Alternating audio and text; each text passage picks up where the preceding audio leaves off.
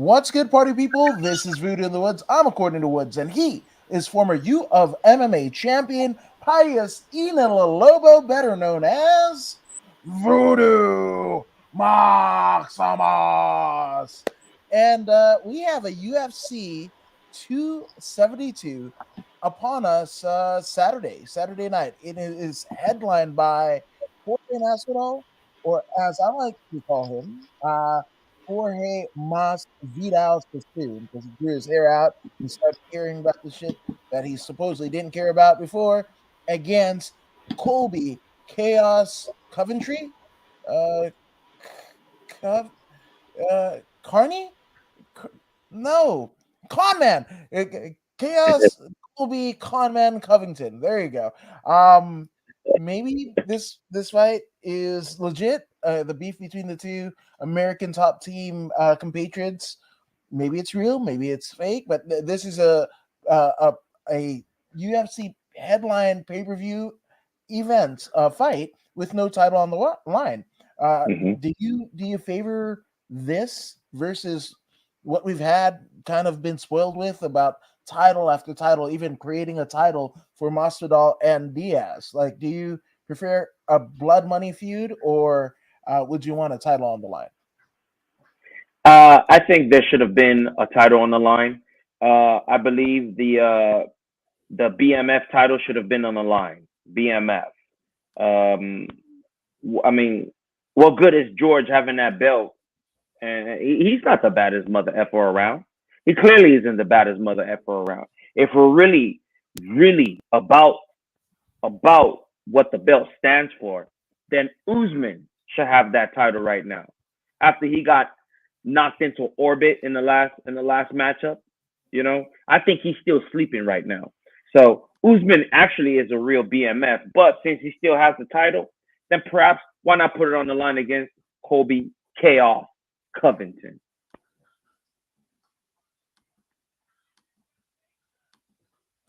Yeah, and here's the deal. And Shaman Steve saying, "Good evening, gentlemen. Good evening, Shaman Steve."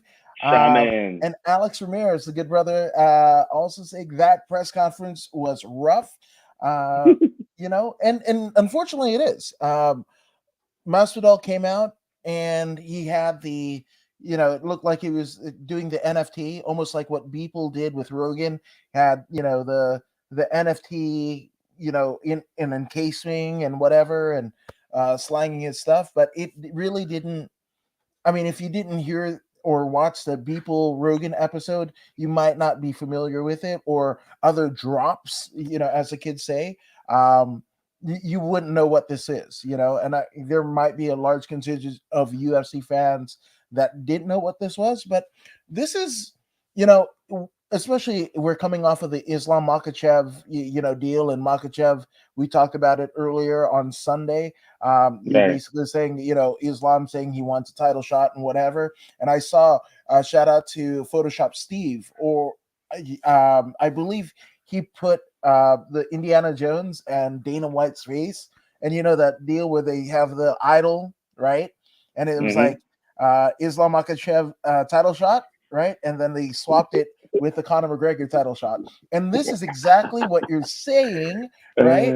Where when you have a Conor-less card, right? And of course there have been, obviously these two, one of the kind of keep the cachets of this particular fight is both men, former teammates, but also both men have lost two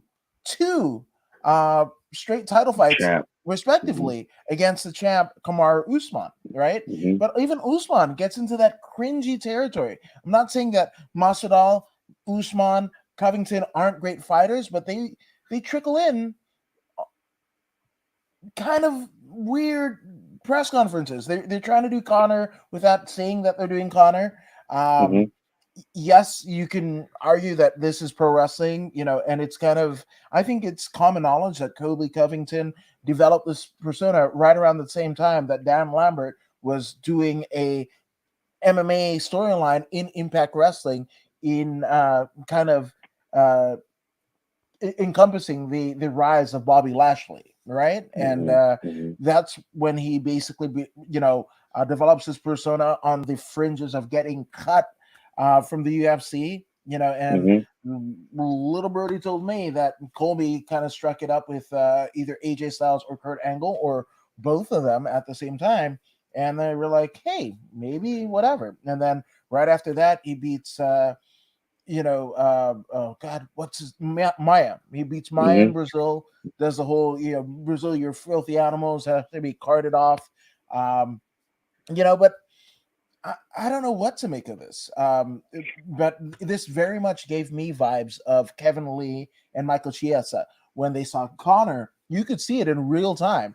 They saw Connor talking shit to a guy that's going to be on this card and a former UFC champion, Rafael dos Anjos, right? And saw him jaw-jacking to Anjos and whatever. And those two were like, I almost liking it to Hulk Hogan joining the NWO, right? Where they were trying to convince him. Kevin Sullivan, Eric Bischoff, everybody, Kevin Nash, Scott Hall, everybody was trying to convince Hogan and whatever. And it was like, literally, if you hear Kevin Sullivan and tell the story, that Hulk Hogan was literally at his place for at least a week. This is pre-internet and whatever, but he didn't want Hulk to be infiltrated by anybody else. It's like, well, brother, I think you should still wear the yellow and red and do the Hulkamania, even though you're getting booed out of the fucking building and what have you. You've been doing it for a decade plus at this point. We need to do something else, right? And then, and I think Kevin Nash is the one who goes, Hulk was like, saw that train, that money train, and he was like, well, maybe I should jump on it. And that's when we got that Bash at the Beach where he turns and becomes the third member of the NWO. And I feel like Chiesa and Kevin Lee, who, I mean, in the case of Kevin Lee, he's no longer with the promotion anymore, which tells you all you need to know. They kind of saw what Connor was doing and were like, hey, whatever. And you're basically seeing the Connor effect in this, I think. Yeah, I totally agree. The main problem that I see here is Jorge Masvidal chose the wrong character. He thinks he's Tony Montana because Tony Montana is pretty cool and all that. But really, to be Tony Montana, you have to be witty. You have to be quick with your comebacks, like Conor McGregor. You have to have a quick comeback. All he's got is motherfucker this, bitch this, motherfucker that.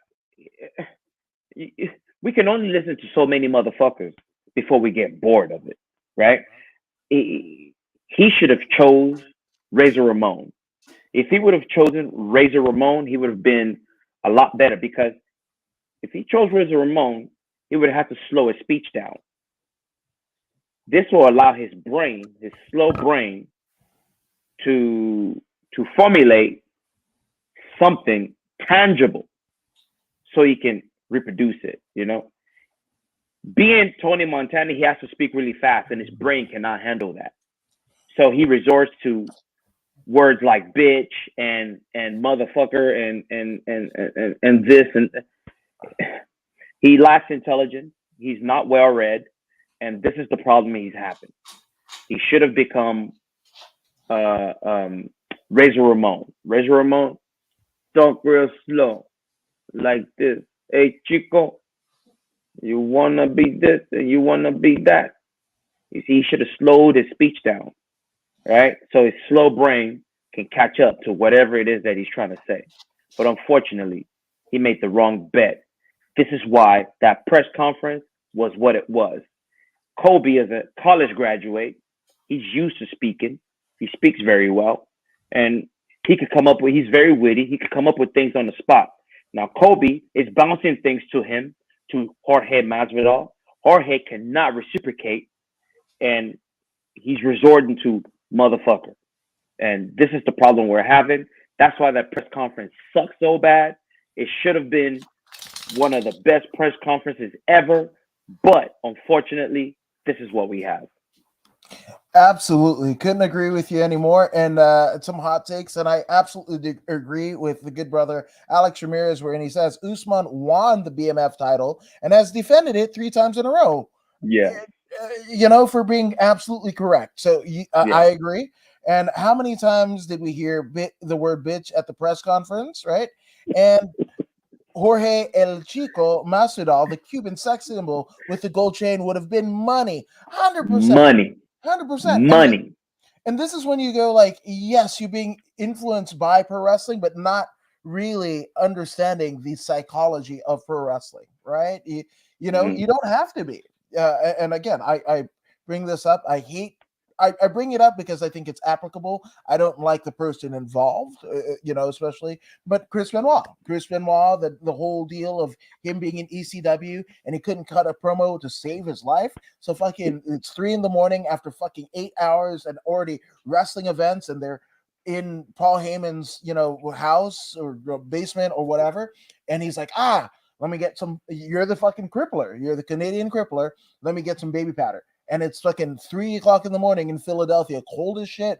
And he puts the fucking baby powder on Chris Benoit's hands. And Chris Benoit says very, very little, very little. But you see him going like this with that. And the fucking baby powder is in his hands, and it looks like he's fucking crushing bones. That visual, Yeah. right? And again, this is what, when people go like, oh, it's getting to MMA or boxing is getting to, WWE or pro wrestling or whatever. And they think it's, oh, let me tell you something, brother. What? No. There's so many fucking, like Danhausen. That is a guy that I like. I don't know. He's a bad fucking 80s, death 80s, 90s death metal German band all in one. And he fucking does the whole Pee Wee Herman dance. And like, it shouldn't make sense, but he's one of my favorite wrestlers because I've never seen a Danhausen before, right? Very nice, very evil. He collects human teeth, and he throws teeth at his opponent because guess what? It's disorients and the fucking psychology behind it. Like, fuck, I'm getting teeth thrown at me. Is it my teeth? Is it their teeth? Is it what the fuck? And whatever. And it disorients the opponent and he gets the win so he can get more human money. Right? Mm-hmm. So again, Yeah. that's fucking pro wrestling. There's a psychology behind it. You can be you, just turn that some bitch up to 110%. And that's what we got. And unfortunately, the fighters and personalities, or the lack thereof, us being devoid of it in this press conference, I think this suffers. And I heard, $6 million gate and everything like that. I'm like, how in the fuck? Now, for a hardcore like you and I are, like all of us in the chat, I can understand us paying that money and what have you. But also the hardcores, especially when you get into the pay-per-view side of the business, if fucking Derek Lewis is fucking streaming the events, I'm telling you, the hardcores might be. Yeah. It's unfortunate. It's unfortunate that Jorge is placed in a situation where he is not able to thrive.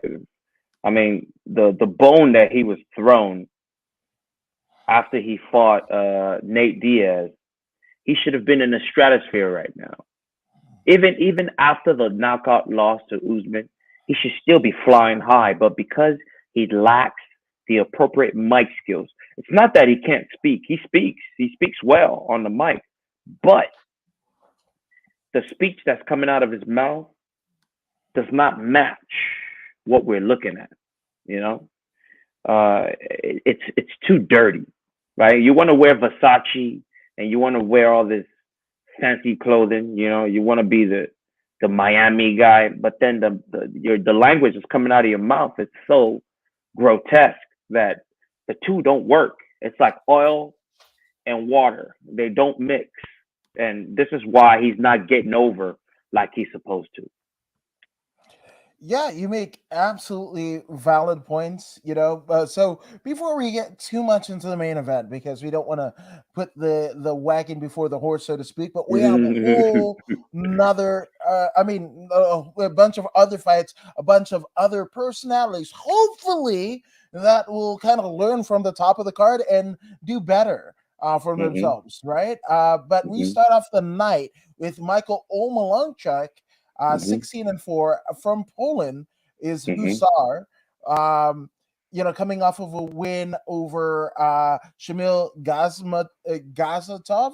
That was a fucking uppercut from hell, right? And then Mm-hmm. got a split decision win over, one of my favorite fighters to fucking say, Modestus Bukakis, or Modelo Bukaki is what I like to call him, which is a Steve Austin beer bash for anybody who is listening.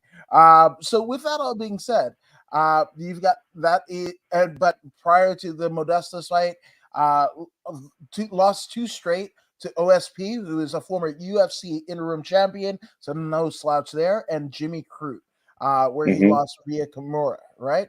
Now, on the other Mm-hmm. side, we have a 16-5-1, Dustin Jacoby. Dustin the Hanyak Jacoby is from Factory X. He's a Mark Montoya guy, right? This gentleman is on a fucking win streak that is, he hasn't lost a combat sports contest since 2016 against Simon Marcus in Glory in Denver, which Factory Mm-hmm. X is in Colorado in that high elevation.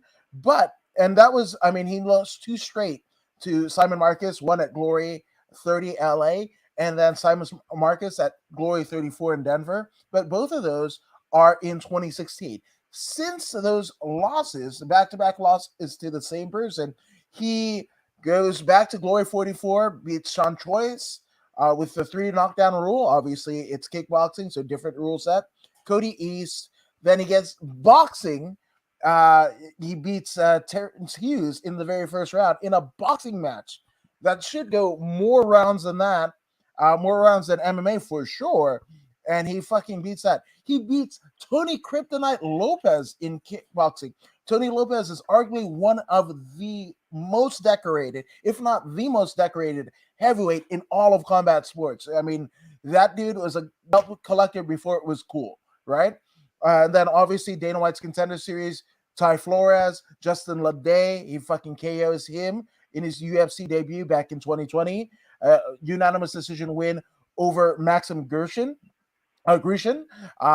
Actually a draw. That's the only kind of separation between the wins, right? Against Ion Kutilaba. But then rebounds and KOs Darren Stewart, and then a unanimous decision over John All in Allen. Jesus Christ, Dustin Jacoby is holy shit, man. And this is somebody with a record like that, with the experience like that. You would hope that he develops a persona that of some sort, figure out a way to, whether it be his win record or whatever, he could be the king of combat sports theoretically, because he's got recent wins in kickboxing, MMA, and boxing. That is something that I would fucking like hang my hat on, right? So Mm-hmm. I'm actually going with the American in Dustin Jacoby. This fight is gonna be my first candidate for fight of the night. First candidate for fight of the night. I like the fact that you picked Dustin Jacoby. He is a worthy adversary, as you said. He is on a multi-fight win streak. But I'm okay picking Michael in this particular one. Oleg I got Michael. You got Dustin, I got Michael. 50-50 split. Let's go. Absolutely. And if we've got a fight of the night contender right off the bat, according to Voodoo Maximus, then shit, man, I am so psyched for the rest of the card, which we get to the second fight. We have Ludwig Klein, 17-4, Mr. Highlight, right? And if you're going to fucking make a highlight, and make your fight moniker a little bit apropos, fucking Ludwig, this would be the one to do it, because there might be a lot of chatter on the social media about what the outcome of this is, and there might not be. So it'd be a great place to fucking slide your way into the minds, the hearts, and the souls of the MMA fan base, and maybe even the pop culture lexicon, a la the fucking Cuban Missile Crisis, Julian Marquez, right? Fucking wanting to ask out whoever the fuck you wanted to ask out, Miley Cyrus or whoever the fuck, right? This is a way for you to earn your keep, especially when you're coming off a 2-fight losing streak. Now, prior to that, he was on quite a tear. I mean, I think 7-fight win streak, and then runs into Mike Rizano and loses a unanimous decision back in May of 2021, and then loses to Anaconda Choke to Nate Landwehr, right? Now, on the other side, we have Devonta Smith. Devonta Smith doesn't have the experience of Ludwig, but still an impressive 11-3 record for King Cage. Now, King Cage is also another Factory X disciple, right? But even though that's an impressive record, his UFC run hasn't been the best, right? I mean, he does have some big wins in here. He's got, a Julian Juicy J Erosa where he KOs back at UFC Fight Night 139, right? But then loses to Karma Worthy, then has a win. I mean, it was a technical stoppage over Justin James because you remember Justin James had that weird eye fucking cut that unfortunately Justin wasn't able to continue, but then comes back and faces Jamie Malarkey, right? And loses. He gets KO'd. Now, his original fight was actually supposed to be the good brother Eric Ghost Pepper Gonzalez, but unfortunately, Ghost Pepper, he said about 2 weeks ago he got injured, unfortunately. So, that, and I'm not speaking out of school. That's something that he posted on Twitter, so it's public knowledge. But I don't know, man. I think Devonta Smith might catch Ludwig in some weird way where he ends up winning. Yeah, this matchup is so close skill wise that I'm one boxer, one kickboxer, but the boxer happens to have very good submission skills. He seems to be well rounded. He seems to be a complete fighter. If he's going to win this match, it's going to have to be on the ground. That will be where his edge is. So when he gets an opportunity, he wants to close the distance and take Devonta Smith to the ground, and hopefully he can submit him, or ground and pound him, or control him on the ground. This is where he's going to win the match, because Devonta is that guy that it's kill or be killed. He's either going to knock you out or you're going to knock him out. That's how he fights. It is what it is. His last 3 losses have been by stoppages, knockout, knockout, knockout, knockout. So it's kill or be killed for that guy. So Ludwig, he's going to have to be smart and take the fight to the ground. Don't be, don't let the ego get the best of you. Ludwig, if you really want to win. Mr. Klein, complete fight will be his best bet. But he may be compelled to want to show out after Dustin Jacoby and Michael fight. These two might be compelled to show out. So it's very, very difficult to decide who. So I will flip you. Let's flip a coin. Who you got? I got Smith. Smith? Okay. I'll take Klein because they're pretty even to me. Even though Klein has more fights on his record, I don't think it matters. I don't think it's going to matter. I will pick Klein either way. No problem. I like it. Which that's another kind of a split right down the middle. So hopefully both gentlemen kind of hear our cries and decrees and give us an exciting fight, and again, say something or do something that might get like the Twitter people or the Instagram people, give them something worthy. We're in a content creation business, right? So Mm-hmm. hopefully it's something worthy that you could create some content, have a couple 100,000, if not millions and millions of people basically highlighting on their social media pages something that you did on this night. Yeah. So let's go, man. Let's get it. Let's Let's get get it. it. Who's next? Who's We got next? Tagir Ulanbekov, 13-1. And he is going against the tough veteran, the gritty Tim Elliott.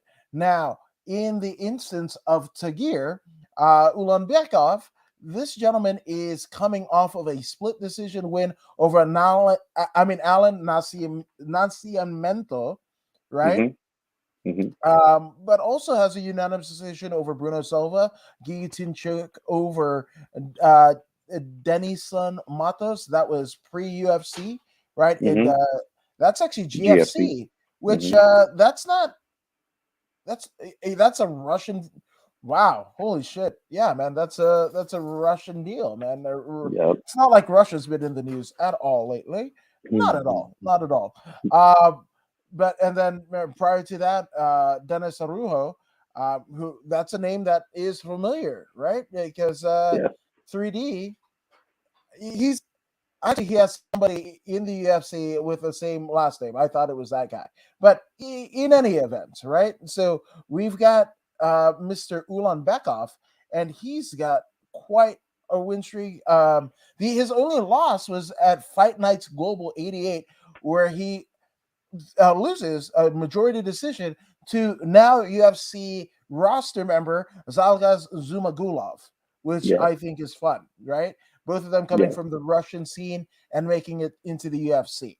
Now, Yeah. again, Tim Elliott, 17-12-1, arguably one of the most tenured flyweight fighters on the UFC roster, on any roster.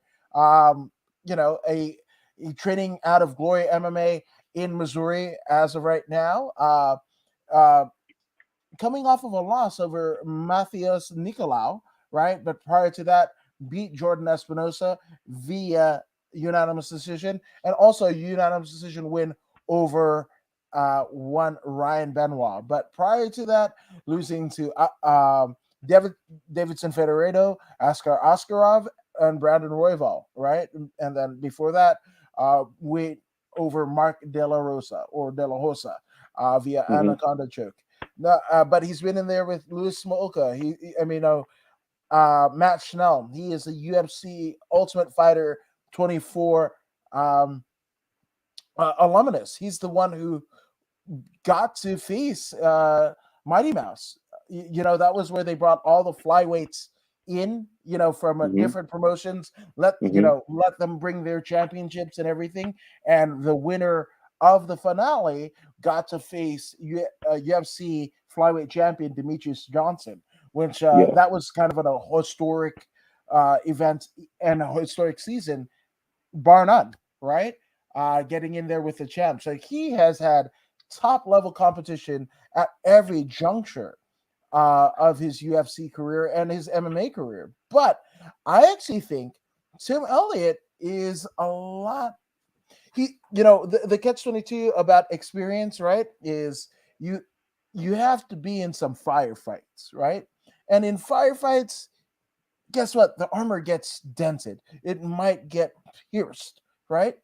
And I think because of all the experience that Tim Elliott has, I think even though he's in his 30s, he might be long in the tooth in terms of his body, in terms of the MMA lifestyle. And unfortunately, Tagir Ulanbekov is the type of sniper, right? If you thought other things might have pierced the armor of Tim Elliott, well, guess what? Tagir is, he's that crazy bullet that pierces through every known um, armor. Any Mm-hmm. defenses that you might have thought you had going into it, Tagir is the one that could snuff you out. So I'm actually Mm-hmm. going with the Russian Tagir Ulanbekov over Team Elliott. Now, unfortunately, I wish it was the other way, right? Because obviously, this is the same reason that we want Bobby Green to get a title shot. This is a guy who is tenured, and Mm-hmm. you want to see them do well and cash as many checks as they can, but that's a tough order for Tim Elliott and Tagir Ulanbekov. Mm-hmm. Yes, indeed it is. Tim Elliott, like you said, he might be in his 30s, but in regards to MMA years, he's probably like 50. He's probably like 50. So Tagir, on the other hand, with one loss, he's been doing pretty well. Uh, he has a foundation of combat sambo. One thing you know about combat sambo is it's that military, that Russian military style in which when it comes to hand combat, you are immobilized and pretty much if he has a blade, he's gonna shank you to death. This is the idea. Pin him to the floor. This is the style that Khabib and his people uses as well. You pin him to the floor, and then you just go to work. Tagir is going to utilize this, and he's going to immobilize Tim Elliott. He's going to shut him down, and if he doesn't finish him, he'll win by unanimous decision. Tim Elliott, unfortunately, I don't think he has a run in him to make it to a title shot. I don't think so. But he is a legend of the sport. He has to be respected. He's been fighting since 2009. So shout out to Tim Elliott. But I'm also going for Tagir Ulanbekov. Yeah, absolutely. And again, I hope somehow, some way, Tim Elliott was able to kind of, whether it be the Ultimate Fighter pay or whatever, stash a good amount away to kind of future proof himself, because I think there's more behind him in terms of his career than there is going forward. And let's just hope for his sake and his family's sake and the quality life that they should have together, theoretically, that there's enough of it there to kind of last him, to his twilight years. So I'm just saying, but speaking of tenured veterans going up against Russians, we have Brian Boom Kelleher, 24-12, right? No draws, just 24-12. That is 36 fights for Boom Kelleher. Now, Kelleher's looked pretty damn good because following the loss to Ricky Simon, he beats Domingo Piliarte, right, via unanimous decision, and that crazy fight with Kevin Krug just in January of this year, right? So this is the second fight of the year. But Jesus Louises, you got another tough Russian with a name that probably nobody who follows Russian MMA has ever heard before, in Nurmagomedov, right? Nobody's ever heard that. Not. But we've got Umar Nurmagomedov, a perfect 13-0, going up against Brian Boom Kelleher. Jesus, I mean, obviously he makes his UFC debut back in January of 2021, where he beats Sergey Morozov via rear naked choke. And then prior to that, he was fighting in GFC over in Russia, right, which we talked about a little bit earlier. He was also in PFL's tournament back in 2019. And, a lot of people are talking about, UFC promoting, Russian MMA. Man, PFL, they literally will do 1 or half-hour series on ESPN Plus on just the Russian Federation fighters. So, to me, I think they do a lot, right? And that's why this particular Nurmagomedov was in the PFL tournament back in 2019 and also in 2018, right? Also a veteran of Fight Nights Global. He just unanimous decision. He's got his professional debut, he beats Rishhat Karasov by Peruvian necktie. Now that is a fancy finish. Then he gets a rear naked choke, over Ulubek Amabayev, right? And then gets, to kind of put it simply, right? Four of his first fights all finish get finished, right? Either KO or some slick submission. But since then, he's kind of gone unanimous decision. The only kind of exception to the rule would be the win over Taras Gursteve at GFC 14 Dagestan and Brian Gonzalez at GFC 20, where he beats him by rear naked choke, and then obviously Sergey Morozov. There's a lot more decisions happening in the unanimous record of one Nurmagomedov. But that might be the thing that gets him the win over Brian Boone Kelleher. But I do believe this one. I'm not sure, because Kelleher, yes, he at times can be a slow starter, but there's a reason why they call him Boom. Like, he can, find his fist to your chin, or his opponent's chin rather, like one of those snipers, right? And end it all, right? I don't think that Umar has as much striking prowess as Brian Kelleher. Right. He might have a gas tank and what have you. I don't know, man. I feel like we got to flip a coin. So what say you? I'll let you go first. Oh, man, this is quite easy, man. First of all, if it ain't broke, don't fix it. The Russian is 13-0. He's 13-0 for a reason. This one's gonna be easy. It's gonna be as easy as Makachev versus Green. It's gonna be that simple. Boom will not be able to do anything. He's not gonna be able to get off. He's gonna get rear naked choke, and it's gonna be over with rather quickly. Don't expect anything spectacular, out of the ordinary. He will choke him out. He will put him to sleep if he doesn't tap, and that's gonna be it. I got the Russian. Actually, that wasn't as hard as I anticipated. I got as much as I want to go for the Boom, yeah, I'm going with the Russian. Straight up, man. That's an easy one. It's too easy. I mean, because when you look at it, we know the likes of what's his name? What's his name? Ricky Simone. You know how good Ricky Simone is, right? And tough. And yeah. And this guy lost to Ricky Simone, right? Umar is undefeated, and wrestling is his base. I don't see him losing to Brian Kelleher. I just don't. I see Brian Kelleher losing to him in the first round. That's more like it. Yeah. Yeah, there we go. So yeah, that's a unanimous pick. Umar Nurmagomedov, right? So you might get yes, you could get that rear naked choke that you spoke of, but also we could get that just unanimous decision. But either way, it's going to go in favor, we predict, of the young Nurmagomedov, right? So we go from the men's 135 bantamweight division to the women's flyweight division at 125 pounds. We have Mayra Agapova, the Demon Slayer, who is 10-2, a near perfect record, coming off of a win over Sabina Mazo.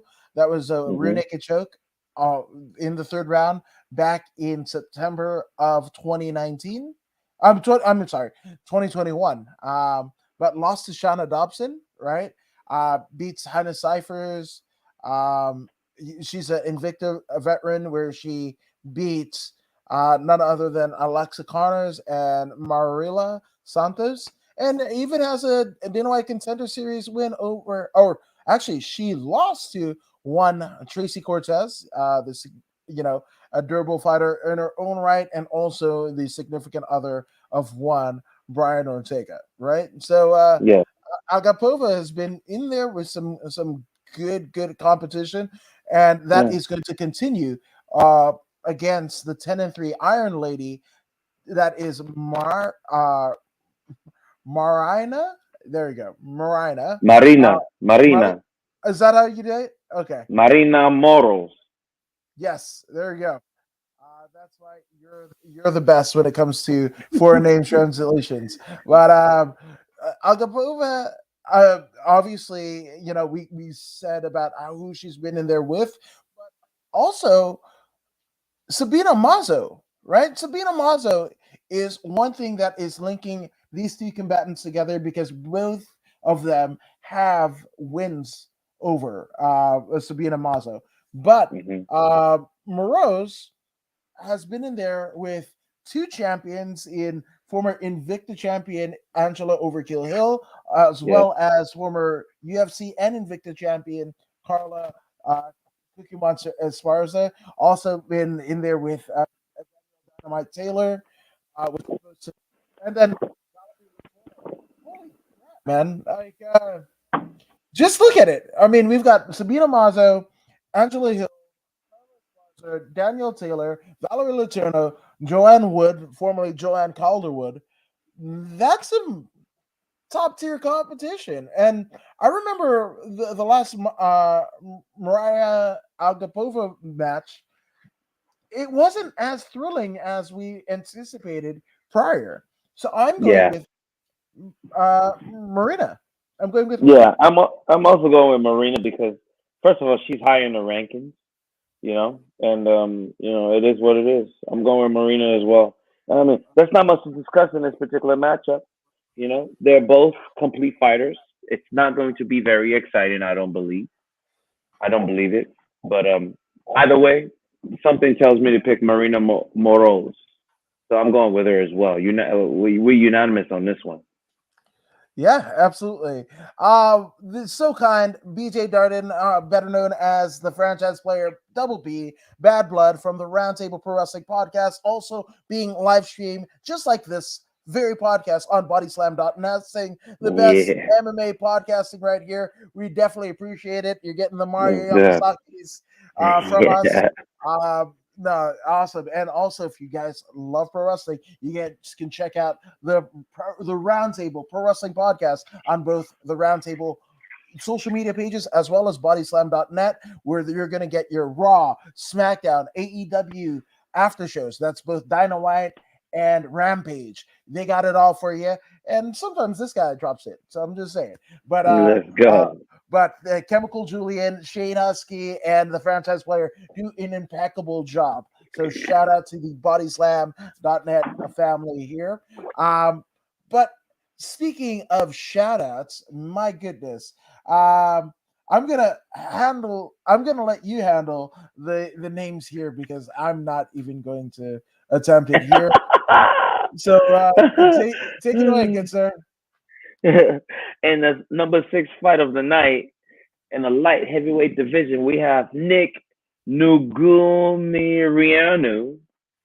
Nugumirianu of where is this? What is this flag? This flag is from Romania. Romania.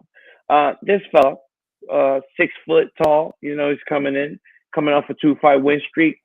He beat Ike Villanueva. Oh, that's my boy. He beat my boy Ike. He beat Alexa Kamur, but he lost previously to Safarov. But that was his only loss. But he's going in there against a very, very dangerous Kennedy Unzuku. Unzuchukwu. Unzuchukwu was from, born in Nigeria, Imo State. Now he's residing in Dallas, Texas. And he's currently on a 1-fight losing streak in which he suffered a standing elbow loss in the first round to Da Unju. But prior to that, he was on a 3-fight winning streak.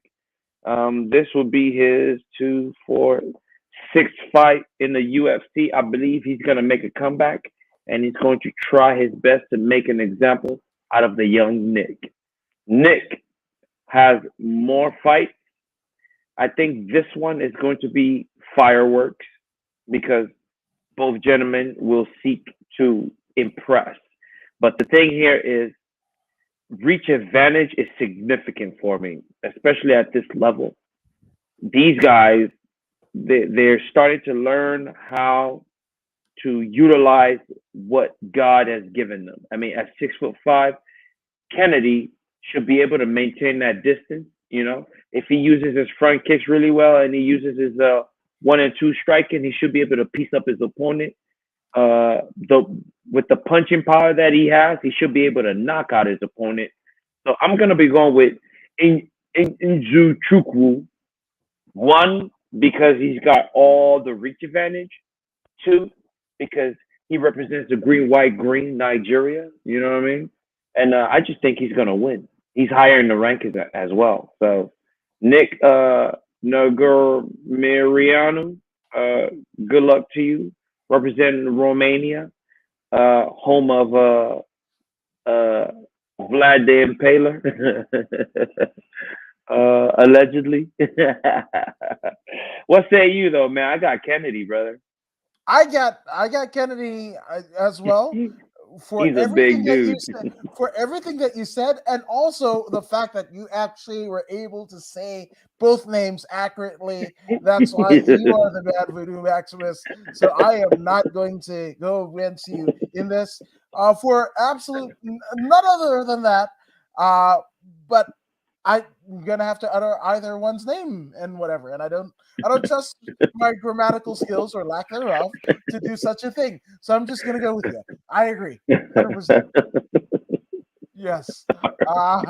So this one I actually think is going to be an exciting fight. Not to say there aren't exciting fights on this card, but this strawweight battle against Zionan Yan, better known as Nine. She is training currently with Team Alpha Male, right? She's from China, and she's on a 1-fight losing streak, but that's because she fought former UFC and Invicta champion, the Cookie Monster Carla Esparza, and that's where she got tangled up in that crucifix and got ground and pounded. You know, which Carla Esparza, that was a phenomenal win on her part, propelling her into the next title shot. But prior to that loss to Esparza, wins over Claudia Gadelha, Karina Kowalkiewicz, Angela Overkill Hill, Kaylin Curran, Sohee Ham, who was one of my favorites. That's Sohee Lim. Oh, sorry. Oops, Sohee Lim. Not Sohee Ham. Anywho, but you know, in those names that I mentioned, in Overkill Hill, Claudia Gadelha, Carolina Kowalkiewicz, those are some crazy wins. And that even with the loss to Esparza, that is experience that you're going to get. That, I mean, you're essentially in a masterclass of what works in your chosen profession in MMA, because there isn't too many that do it better than the Cookie Monster. But on the other side, we have Marina Rodriguez, and Rodriguez, I should say. And talk about some crazy competition that Rodriguez has. Jesus Louises. I mean, all champs. You know, when they say champ shit only, this is literally what they're talking about, because there's a majority draw against Randa Marcos, right, at UFC Fight Night 137. But that, you got to remember, that was her UFC debut against a tenured veteran in Randa Marcos, right? And prior to that, first round KO over Mariana Oliveira on Dana White's Contender Series back in 2018. But after that draw to Randa Marcos, Jessica Aguilar, unanimous decision win. Unanimous decision over the tiny tornado Tisa Torres, right? Then has a draw against Cynthia Calvillo, and then that loss to Carla Esparza, but then rebounds from that loss with a KO win over Amanda Ribas. You remember Amanda Ribas that everybody was so high on? You know, that was the girl next door. If your next door is in Brazil, obviously, but KO's Ribas, unanimous decision over the karate hottie Michelle Watterson, and a unanimous decision win over Mackenzie Dern. You know, Megaton Diaz's daughter, the jiu-jitsu ace that has been training with Perillo, Jason Perillo at Ruka, and you got a unanimous decision over her? Jeez. And handing her first loss in MMA? That's not bad. That's not bad. So I actually think this is going to be one of one of my performance of the night bonuses. I think we're going to get a slugfest in a way that Yes, we seldomly have seen in the strawweight division when you're not thinking about the champ herself. yes, yes. But what say you? Definitely my second option for fight of the night right here. You know, this fight might be hotter than the first fight of the night that we talked about. Marina Rodriguez, like we've been seeing her develop, like you just mentioned yourself. She is on a roll.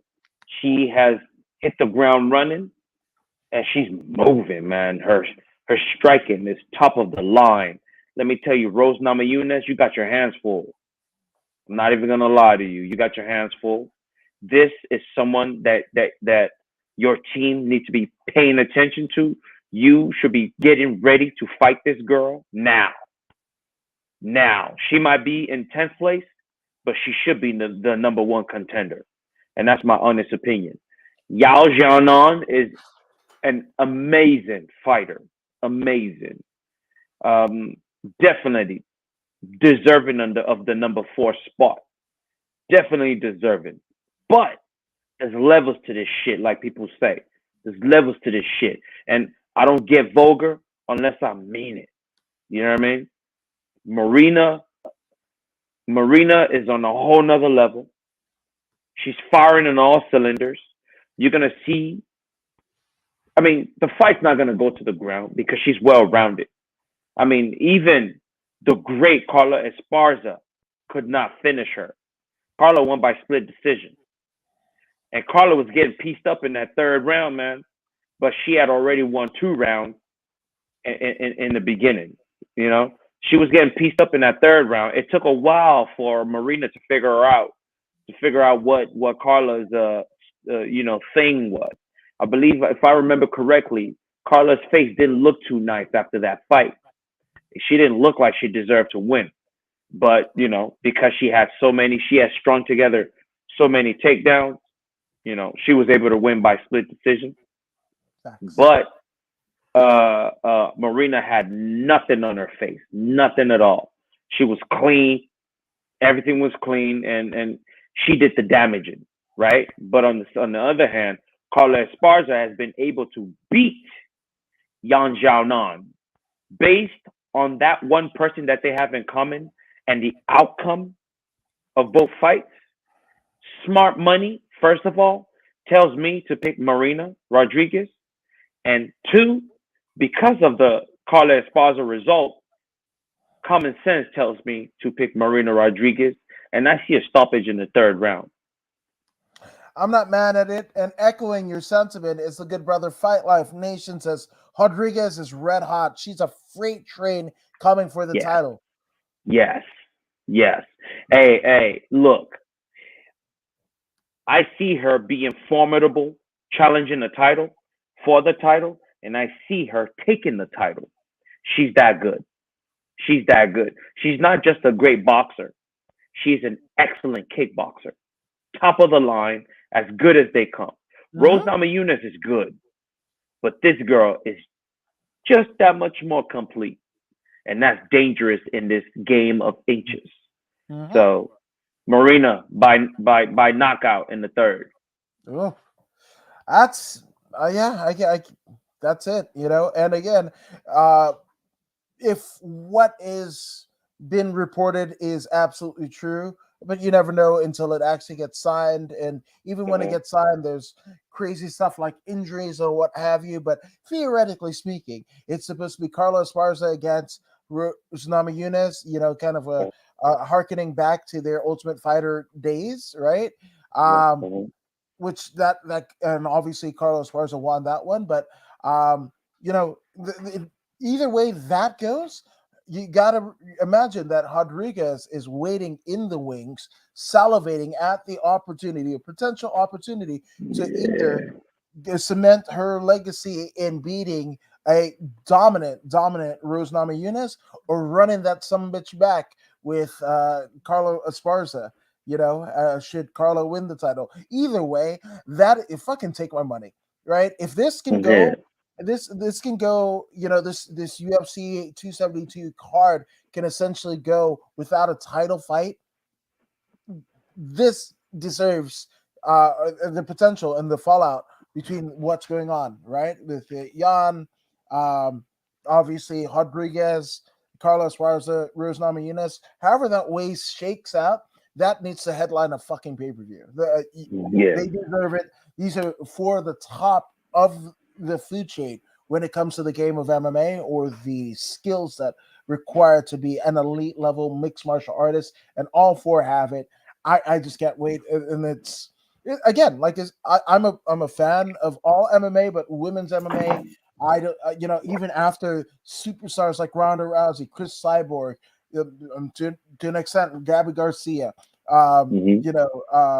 even Tracy Cortez in recent years, like these superstars that people outside of MMA know about. It's still kind of Kayla Harrison's in there, right? There's still not as much attention, especially when you compare it to Ronda at her peak, right? Is Amanda Nunes going to get it there? Especially now that she's lost the title. I don't think that bodes any or diminishes her greatness. But again, I love all combat sports, but I just feel like I have to be like an advocate for women's MMA because and whatever the guys say, right? Whatever the guys say, oh, I'm not getting paid enough.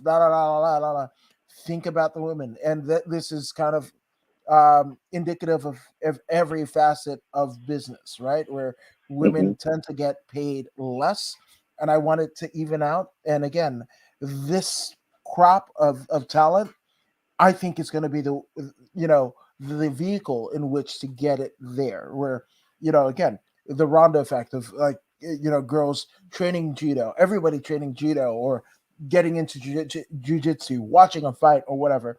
I think you have enough. To me, especially the four names that are at the top of the strawweight division, right? The two that are competing, Rodriguez and Jan, as well as Rose Namajunas and Carlos Esparza. To me, they are as impactful as the four heavyweights in boxing, in Fury, Wilder, Joshua, and Ruiz. That's what I feel. I just want the rest of the world to kind of catch up to what I see. Yes, and it will be written and it will be done, my brother.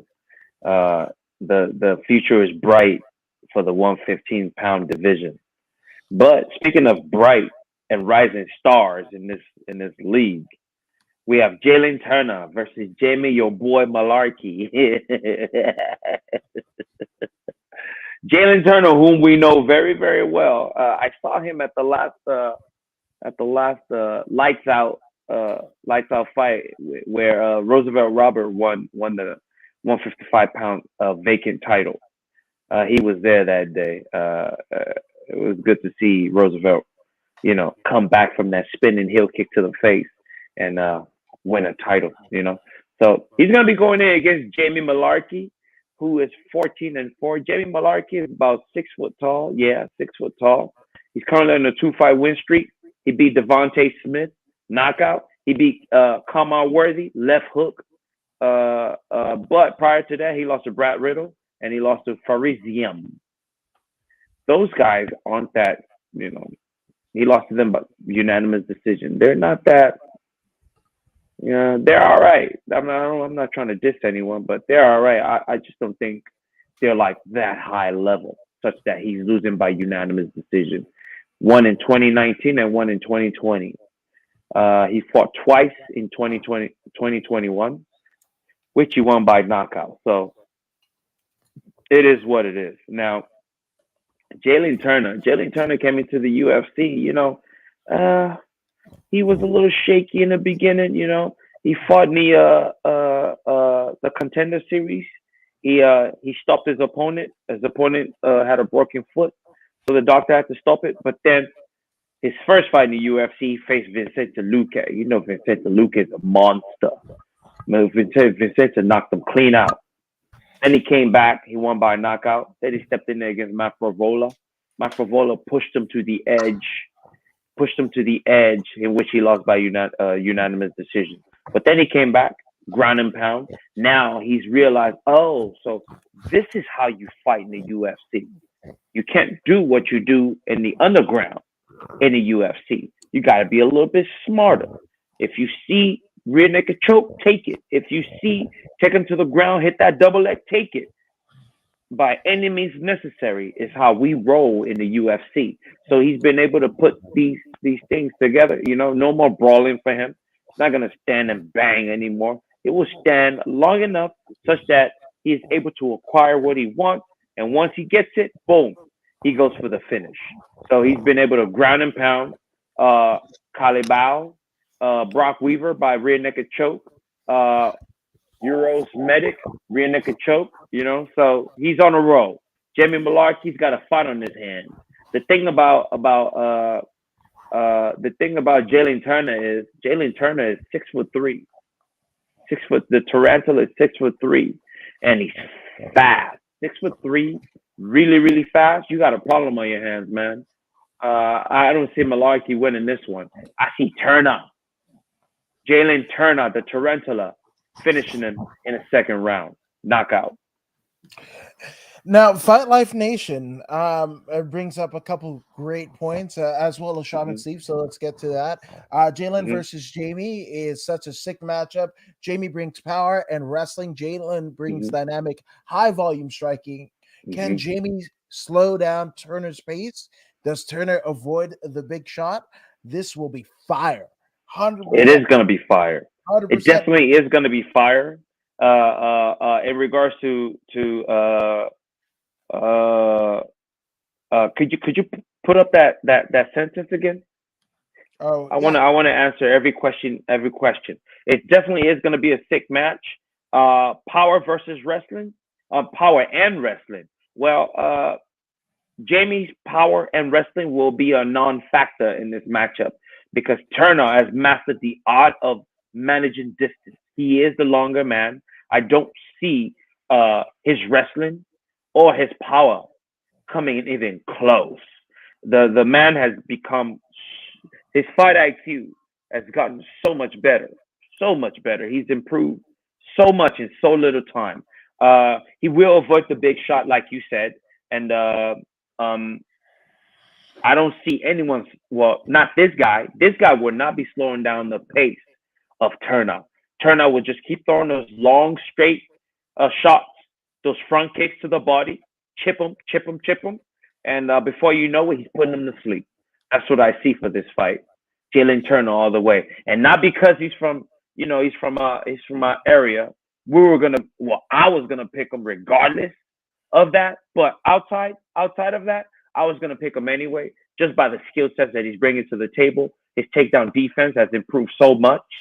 He doesn't fight like he used to anymore. He's grown so much. So I'm banking on Jaylen Turner. Yeah, 100%. And Shaman Steve adds that Jaylen looks ready to make a run. No, he's in great shape. He's so shredded right now. Yeah, he's so shredded right now. I mean, to be so tall, so fast, so tall at 6'3", he's got Usain Bolt type springs and a fast twitch muscle. You know what I mean? So 15 minutes, he can do 15 minutes. If it was 25 minutes, then I'll be like, okay, maybe Malarkey could pull up an upset. But 15 minutes, he can handle 15 minutes, and you'll see come Saturday. Yeah, no, 100%. And adding to that just a bit, that Malarkey is very good. Brad Riddell beat him with wrestling in a dope fight of the night against Farzime. Though Jamie came up short, that fight will look very similar to that one, which I think is a great take. Fight Live Nation, which it's definitely something that is going to be in my mind come Saturday night when the fight actually happens. Wait, hang on. This Zyme fella, wasn't he the one that just lost by rear naked choke to that young fella last week? Yeah, that's the same. Yeah. That's what I thought. I don't know. I don't think Malarkey has a shot. But continue, sir. I mean, Zyme is He's good. He's right. good. I'm not saying he's not. I know his skill set. I've Right. seen him fight before, and I'm comparing that to Jaylen Turner. Yeah. Not the same. Not the same. Jaylen is so dangerous. His kickboxing is so evil. You know, it's not dangerous. It's evil. There's a eerie evil to it, because when he brings those elbows and those knees at you, Malarkey will feel him come Saturday. Mm-hmm. No, 100%. And yeah, and number one problem I have with Jaylen is he has not took advantage with all of his physical gifts and gets lured into brawls. That Yes. said, Jaylen is a real prospect and Yes. great take voodoo. Yes. And also, fun fact: Jaylen gave me an interview before his career debut in like 2016. Was super cool. Dude, to me and my wife, I'm a fan for life, as we are. And who can forget? Who can forget? I will never, ever forget. I fought that day too. Yes, you did. But CXF 8 Cali Kings, the tournament. Cali King. Jesus Louises. That fight. It was Jaylen Turner versus Richard Leroy. I will put that fucking fight up against any. You come with me at your favorite fight. One of the most dogmatic performances or whatever. I will put that up against anything. UFC, Pride, WEC, whatever the fuck. Like, to me, that stands the test of time. And I'm not trying to hawk it, but if you disagree with me, that's cool. This guy was on the roster, and then you could also see it for $10 on Fight TV, FITE. You can get it. CXF, the precursor to Lights Out Extreme Fighting. Shaman Steve says, yeah, greatest of all time fight. 100%. Like, you could. It was sick. Burbank Marriott Convention Center could have been Fight Island, could have been T-Mobile Arena, could have been fucking Wembley Arena over in the UK. I don't give a shit. You put that some bitch on, that's all you need to know. I don't know. I don't know if I like MMA. I don't know if I like fighting. Fuck that. I will. That is my gospel. That is what I will propagate the religion of MMA to you. That is the sermon that I will fucking give you. Up against anything, it's Jaylen Turner versus Richard Leroy. This guy was in the locker room. He knows. He saw firsthand what both gentlemen were, prepared for, and even the aftermath of what happened. Jesus, I had the opportunity of catching, Mike Beltran. I had the opportunity to catch Mike Beltran, who's the referee for that fight, just as he was leaving the cage, and he looked like he went through a fucking religious experience, like he was baptized. And I won't give away the ending, because it's definitely something that you who haven't seen it definitely need to tune in for. But Jesus Christ, and Shaman Steve was ringside. It was amazing. He was behind Leroy's corner, which I was there. Jesus, again, and for those who weren't in there, Richard Leroy had almost like a what is it, the American, whatever Christian Bale movie, American Psycho or whatever the fuck. He had Richard American Leroy Psycho, had that inspired T-shirts, and they were bright orange, like fucking Orange Crush, Orange Fanta, orange and shit like that, which you can see in the broadcast.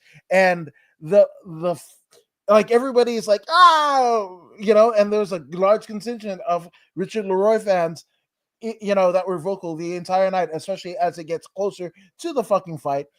And as soon as, again, I said I wasn't gonna, there's something that happens, and that fucking contingent of people got silenced within the first 30 seconds of it. And then who ends up winning? Again, I'm not going to fucking spoil it for you guys. Go ahead and check that out on Fight TV. They're not paying me to say that at all. I've seen a lot of fights.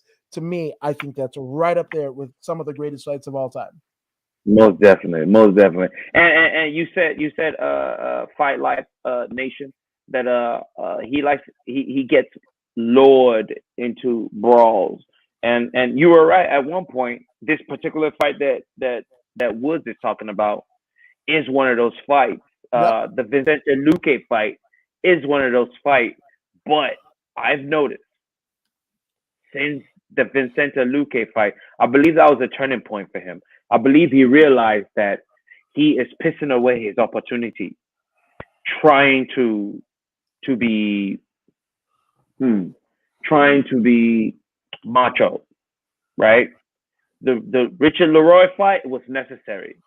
He had to dig deep in that fight, because Leroy was not going anywhere, and he wasn't really ready to go anywhere himself. So they went to war. They went to war. There was no loser that night. Actually, they went to war. And the Vicente Luque fight, he stood in the pocket with Vicente, and Vicente was a better man that night. But since he's learned, meaning Jaylen Turner, he's learned to rely on what you said earlier, all his skills, everything that he has in his arsenal. He's more than willing to dig into his bag of tricks now and set his ego aside and put business first. That's why he has back-to-back rear naked chokes. Back-to-back rear naked chokes. See, he's seeing opportunities. He's understanding, okay, I'm long, I'm lean. I don't have to brawl with these people anymore. It's about putting food on the table. It's about getting that a fight check and that win bonus check. That's what it's about. That's the game. Oh, that's what he's doing right now, and he's making it happen. And come Saturday, I hope he gets a performance of the night bonus, because he's one of them dudes that truly deserves an opportunity like that. No, I agree. I 100% agree. And Fight Life Nation brought it up about using his physical gifts, and working. And two guys that to me it's synonymous of not using your physical gifts and utilizing it in an optimal way is none other than Kendall Grove and Stefan Struve. Right? You Yeah, got Stefan Struve, who's literally a fucking giant that towered over the octagon, right? And I don't know, what John Jones is thinking or whatever. I never know what John Jones is thinking. Yeah, that's a whole nother story for a different day. But I want to believe that fucking John Jones was looking at Kendall Grove fights, watching Stefan Struve fights, and like, I'm not going to be them, right? And now you're basically seeing the aftermath. You could say what you want about John Jones and his personal life and whatever. There's, there have been, especially in recent weeks, there have been so much talked about, right? Recent years, so much talked about his personal life. But in terms of utilizing his physical gifts, this is somebody who tapped out, I think, wasn't it Dan Henderson in fucking grappling as a white belt? Like at Submission Underground? Shit, me. Right. That's utilizing your fucking physical gifts. So I'm just saying. So Jaylen Turner all the way. And again, I want that fight of the night bonus. And again, this is nothing against Jamie Malarkey, but shit, man, Jaylen Turner. And shout out to Jaylen Turner, man. He called himself the main event of the undercard of the prelims. You know what I'm saying? That's saying something. So once you start main event the prelims, guess what? You moving on to the main card. So he's just got to come out and perform in this particular matchup, and then he joins the ranks of the main card. So there you go. Absolutely. Let's see what happens. This is a great marketing tool, because if you're teetering on the fence of buying this pay-per-view, right, that is the fight that you get people, are better acquainted. If they haven't been converted, this is the fight that you convert them to. Like, shit, I want more of it. I want more of it. And they buy the fucking main card. So as we get into the main card, we got some heavyweight action. Sergey Smivac against Greg Hardy. I'm not gonna fucking pussyfoot around it. Fuck Greg Hardy. Sergey Smivac for the win. I want Polar Bear to just beat the shit out of the female beat the shitter out of, especially. I mean, I guess, this is relative, and there's no other point that I can think of talking about the Cain Velasquez deal. Hashtag free Cain. Of everything that and we've all heard that, the gentleman, he's not a gentleman, but molested his daughter at the fucking daycare after he was already convicted, what have you. Yeah, fucking Cain. Hell yeah. Do that shit.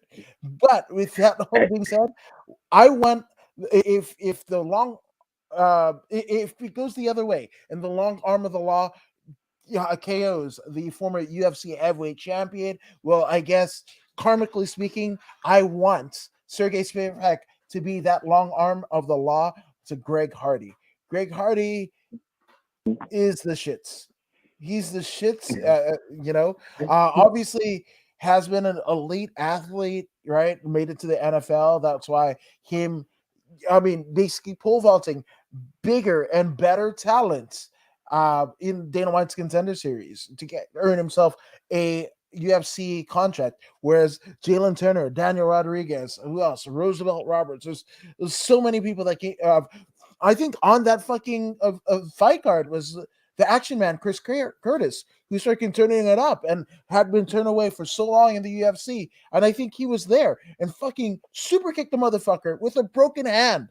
Like Shawn Michaels super kicked a motherfucker, and Greg Hardy gets a fucking contract? What the fuck are we doing? What are we doing? So, fuck Greg Hardy. Let's go Sergey Smivac. Polar Bear all day. Yeah, I'm sorry to rain on your parade, but Greg Hardy is a prime athlete. He's got NFL reflexes, to make it to the NFL, you got to be top of the line. And this dude played for the Dallas Cowboys. So in regards to reflexes and movement, he's got that. Even though he's chunky, he's still pretty agile, mobile, and hostile. He's got great power in his hands. Great, terrible power in his hands. If he touches you, he puts your lights out. Even though his last fight against Tai Tuivasa, he almost put Tai out. But Tai was able to land a nice shot. I believe that hit him in the eyeball, and then that was it. He had to fold up. But when we look at Sergey, who has he lost to? And in what fashion? Sergey lost to Tom Aspinall, in which he took some serious pounding, elbow while he was on the ground. He lost to Marcin Tybura by unanimous decision. But he also lost to Walt Harris. Walt Harris has zero wrestling, but he's got quick hands. And guess who else has quick hands? Greg Hardy, Tom Aspinall. So he's got issues dealing with people who punch hard and have quick hands. So I'm going to flip you a coin on this one, and I'm going to go Greg Hardy. I think this is a gimme for Greg Hardy. I really believe so. And Greg Hardy, if he keeps his head on his shoulder, he can win this one quite easily. Because Sergey is going to want to clinch, and all Greg Hardy has to do is use his boxing. That's all he needs for this one. He doesn't even need wrestling. He doesn't need to wrestle anyone. Just use your boxing, keep that distance. When he comes close, fire on him. And that's it. That's all he has to do. He just needs to touch him one time, and that will be it. I see Sergey going on in the second round. Going to sleep. You talked about the the prime athlete that it needs to be in the NFL, right? But I mean, I'm just coming off with Pat McAfee, the NFL kicker, fucking interviewing Vince McMahon on his podcast. So I don't know what the fuck is there. Didn't Brendan Schaub have a cup of tea in the fucking NFL? I'm just, I mean, I want to make my words soft and sweet just in case I have to eat later, because I mean, if World War III comes in, they're fucking probably going to take my fat ass. So with that all being said, they lowered the fucking bar. But I believe when you're talking about prime athlete, I believe and I hope I am going to pray to the MMA gods that one Greg Hardy is the prime rib for the polar bear. I want, yeah, and you can marinate that motherfucker in chewy juice. I don't give a fuck. Like, let's go. Fuck it. Never Greg Hardy. No way. No way. I'm picking Greg Hardy. Fuck that motherfucker. Don't want to interview him. He's got the fucking personality of grass, not the one you smoke. No way. That's it. So fuck Greg Hardy. Fuck Greg Hardy. Fuck Greg Hardy. That's what I got. That's all I got. Yes. Now we're moving. Shit. This is a fight that you had a fight of the night. That was the first fight, right? And I had the Rodriguez, right? Which could be, Jan fight or whatever. But anybody that's sleeping on this fucking fight, this could either be the greatest fight of the card, right? That could outshine everything else on the card, which that's saying something because there's a lot of fucking talent and a lot of fucking experience on this card. But when you get into experience, the Cowboy, Alex Oliveira, 22-11-1, right? Not the fucking Cowboy Cerrone. No, the fucking Brazilian Cowboy, Alex Oliveira. That dude looks like he's like 87. Just because he's almost like RDA, where he just has that face because he's been in some wars, but he's only 34 years old, which is wild to me, man, because just like you were saying, in MMA years, you might as well be 50 in the instance of Brian Boom Kelleher, right? You could make that same argument with Oliveira, right? But he's a crafty veteran, right? Even though he's on a 3-fight losing streak, when you look at it, I mean, it's Shavkat Rakhimov, Randy Brown, and the hybrid Nico Price. But prior to that, beat Peter Sabota, Max Payne Griffin, but then 3 straight losses to Gunnar Nelson, Mike Perry, and Nicholas Dalby, respectively. So he's had an up and down deal, but he's been in there, and that's saying something. Now, on the other side, we have none other than the trailblazer, Kevin Holland. And we saw what Kevin Holland did, right, to Jacare, right? Yeah. Like, and now, mind you, he hasn't, with losses to Derek Brunson, but also Derek Brunson is like top of the food chain type deal. Wasn't he an interim champion, right? No, that's OSP. I'm sorry. I always get those two confused. I don't know why. They might look pretty similar to me in my head. But I remember OSP has that weird fucking ringwormy looking tattoo that is burnt into his fucking shoulder blade. Anywho, but and a loss to Marvin Vittori, right? Again, that's a UFC title contender, is the Italian Dream, right? That, and then that no contest to Kyle Dawkins, that accidental headbutt. But that shit, man. I don't. Again, this could be the most interesting fucking deal, right? Or not.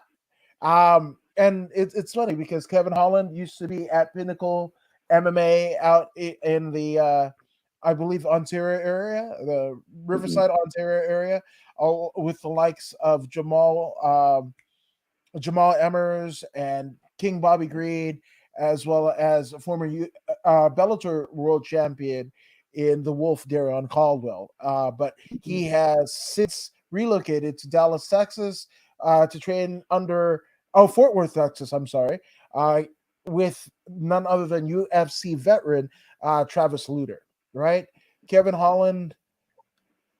I think it might be. Yeah, I couldn't have said it any better. Fight Life Nation says Cowboy Oliveira is way tougher than most people give him credit for. He's a tough guy, a real dude. Kevin Holland won't just walk through him, but I also believe he'll just talk through him too. but it looks like it would be super interesting to see what Big Mouth looks like at 15 pounds lighter, 100%. And Holland's losses were to wrestler. I doubt Oliveira will wrestle much. Yeah, but if you get into a fucking firefight with as much fucking ammunition that Oliveira has administered and been administered to, you gotta think it could be Kevin Holland's way. But what say you? Well, okay, Kevin Holland, he's coming down from welter, no, not from welterweight, from middleweight, right? Right, 185. That's significant. That's 15 pounds from 185 to 170. That is significant. That's the first point that we need to take notice of. Yes, he is a younger fighter. But Alex Oliveira, he's been in the welterweight. They're about the same size, but Alex is used to cutting that weight. He's been cutting that weight. So advantage goes to Alex in regards to weight. Experience, Oliveira, advantage. He's got very good jiu-jitsu. He's very good at taking the back. And I foresee a rear naked choke. Kevin Holland going to sleep. If the fight doesn't make it to the ground, Kevin has the potential to knock him out because when it comes to speed, Kevin will have the speed advantage. He would definitely have the speed advantage because it's like taking off a 15-pound weight vest. When you do that, you naturally move faster. So he will have the speed advantage, but is he wise enough to utilize it appropriately? I don't know. I think Alex Oliveira will be able to get a hand on him sooner or later. He'll put him on the fence, take his back, drag him to the ground, and eventually suffocate him. That's what I see. I got Alex Oliveira submission no later than the third round. That's I'm actually gonna go the other way. I think nothing wrong with it. Second round KO, because if anything, but that is also predicated on the fact that fucking Kevin Holland doesn't act like a fucking idiot, and I don't know if what's that weight cut gonna be like? Is he doing it appropriately? Does he have scientists behind him? Or is he doing it independently? See, this is the type of dude that will cut 15 extra pounds independently just because he's trying to save cash or whatever.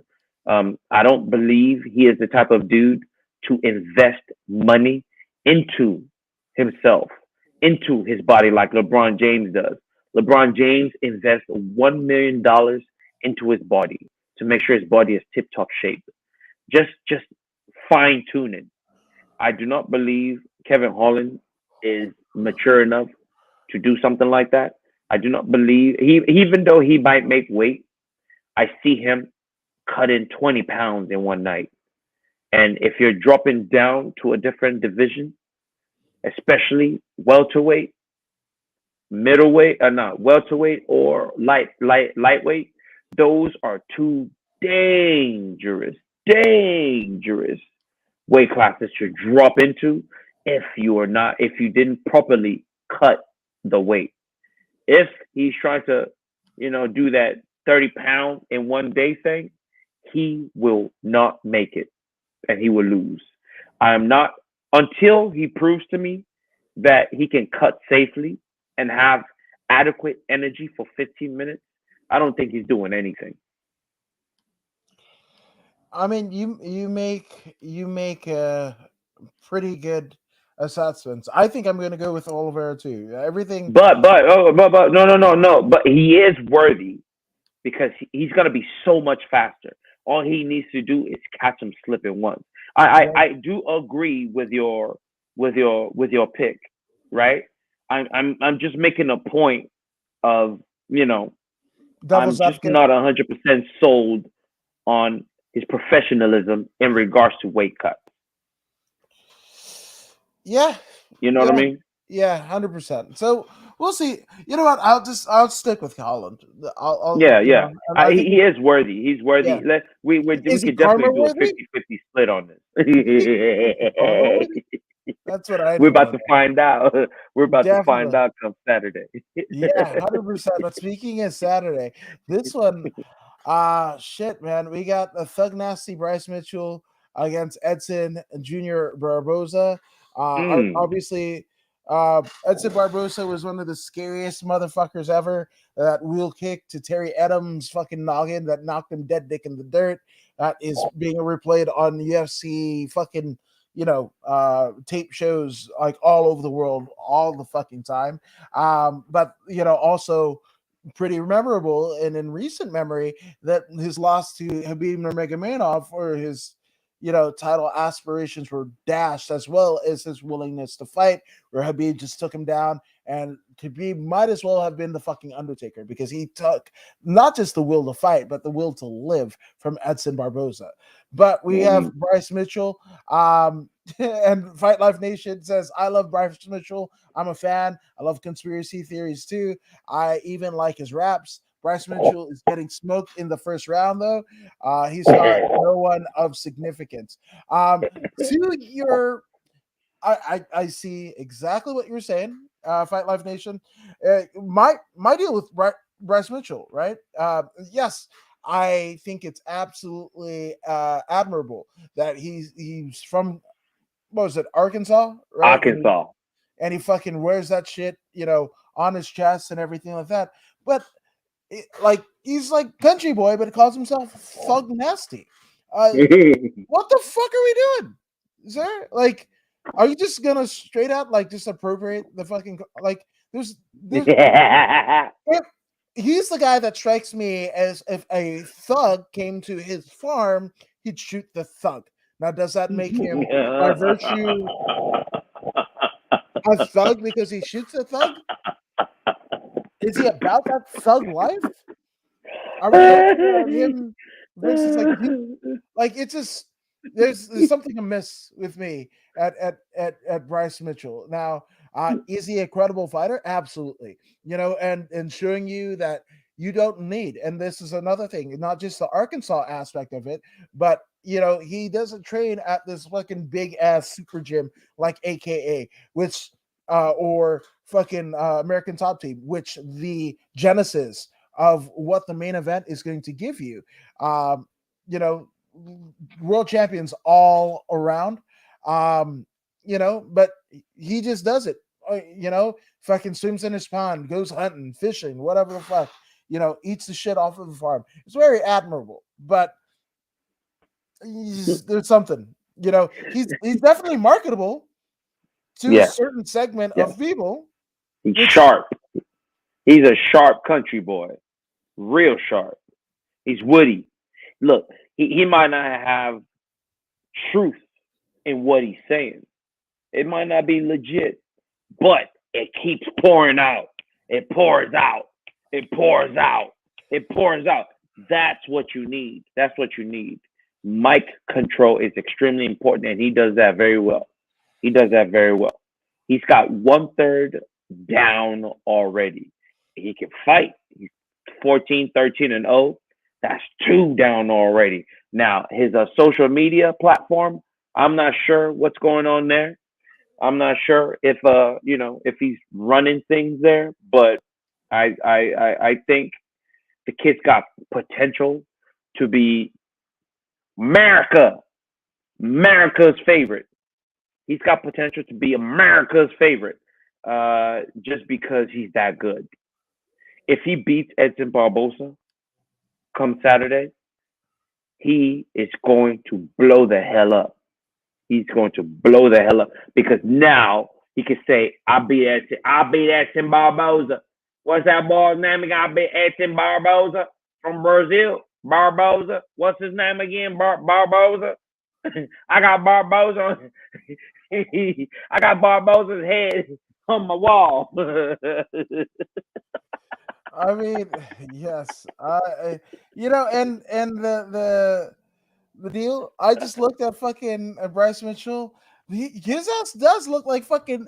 If you grew hair, like ringlets and shit like that, and you put him in overalls, that motherfucker actually does look like Hillbilly Jim. Holy shit! Holy shit! I never saw it. Get that boy a banjo. He needs to come. He needs to come out to some kind of song playing, some banjo playing song. That's what he needs to do. He'll really go over with a banjo playing song. But what the fucking fuck do you know that fucking plays on a banjo? What the fuck are you doing? He could be the first. When you got motherfuckers like that are out here fucking can't freestyle in an NWO t-shirt in fucking what's it? The damn what is it? The big fucking hip hop station in New York? God damn. I forgot what the hell. But yeah, dude, no, Bryce Mitchell. Hey, No. it's time for Bryce Mitchell to make America great again. I believe that.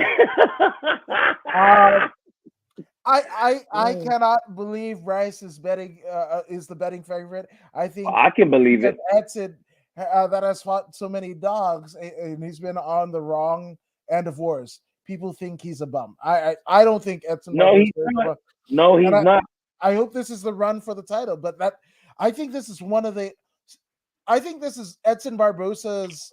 Let's kind of look at Edson Barbosa's record in his most recent fights. But just off the top of my head, I think this is Edson Barbosa's toughest challenge since Habib Nurmagomedov, right? Because yeah, of course, he's faced other people. He's faced Justin Gaethje, former World Series of Fight champion, Paul Felder, the Irish Dragon, Dan Ige, Kevin Lee. You're right. He's lost to all of them. But the thing about Bryce Mitchell, right? When you're talking about Edson Barbosa as one of the most versatile strikers in all of MMA, right? One of the most eccentric strikers. That motherfucker, he kicks and punches with flair.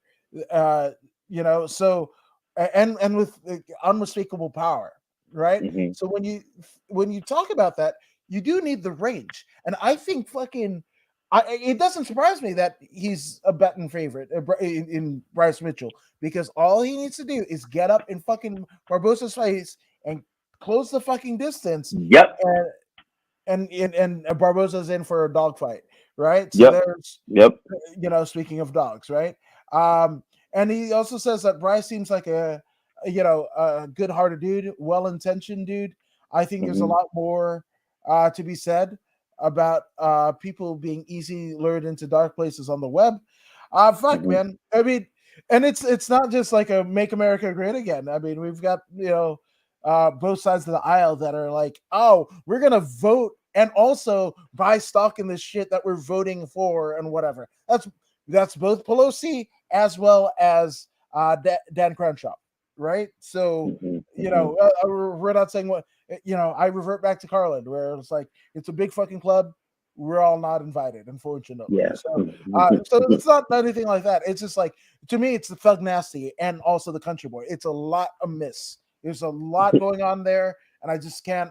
Whatever. It's Diamond Dallas Page coming out with the girls, and then the chain and the fur and the fucking glasses, and then he's managing. Pimping ain't easy. Yeah, there's so much going on there. That's where I whatever. And I love the fact that he's representing Searcy, Arkansas, and doing that shit, living off the land. Fuck yeah, man. Thug Nasty and Searcy, Arkansas. I don't know. And Shaman Steve says Brazilian, Russian, Arkansas accents, pure talent. That could be a problem. I'll tell you what. Yeah. Tell you what. Oh, Jesus Christ. And I don't see one way Bryce can win. Maybe he can catch a leg kick Pressure and get a takedown. I just love his line the other day about knowing how many shooters in Vegas there were, because he asked the cab drivers. Oh, Jesus. That motherfucker. Okay, that's that deep dark web. Holy shit. Right on. There were multiple shooters. Yes. There were multiple shooters. People heard gunshots from all sorts of angles. There was low-level shooters, high shooters, tree shooters, building shooters, street shooters, drive-by shooters. Yeah, I heard them. I heard them. Pineapple shooters. Everybody board told me. They told me there were shooters from everywhere. Man, they were shooting from top of buses. They were shooting from limousines. They were shooting from Caesar's Palace. Yeah. Hey, but there's something to be said about that. You know, I don't believe that one shooter was acting alone. I kind of believe Bryce Mitchell here, actually. I think there was more than one shooter as well.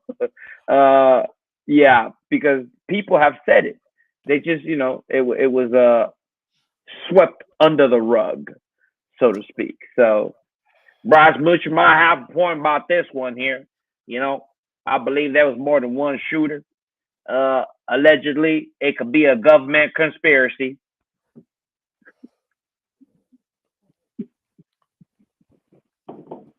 I got nothing here. I got nothing.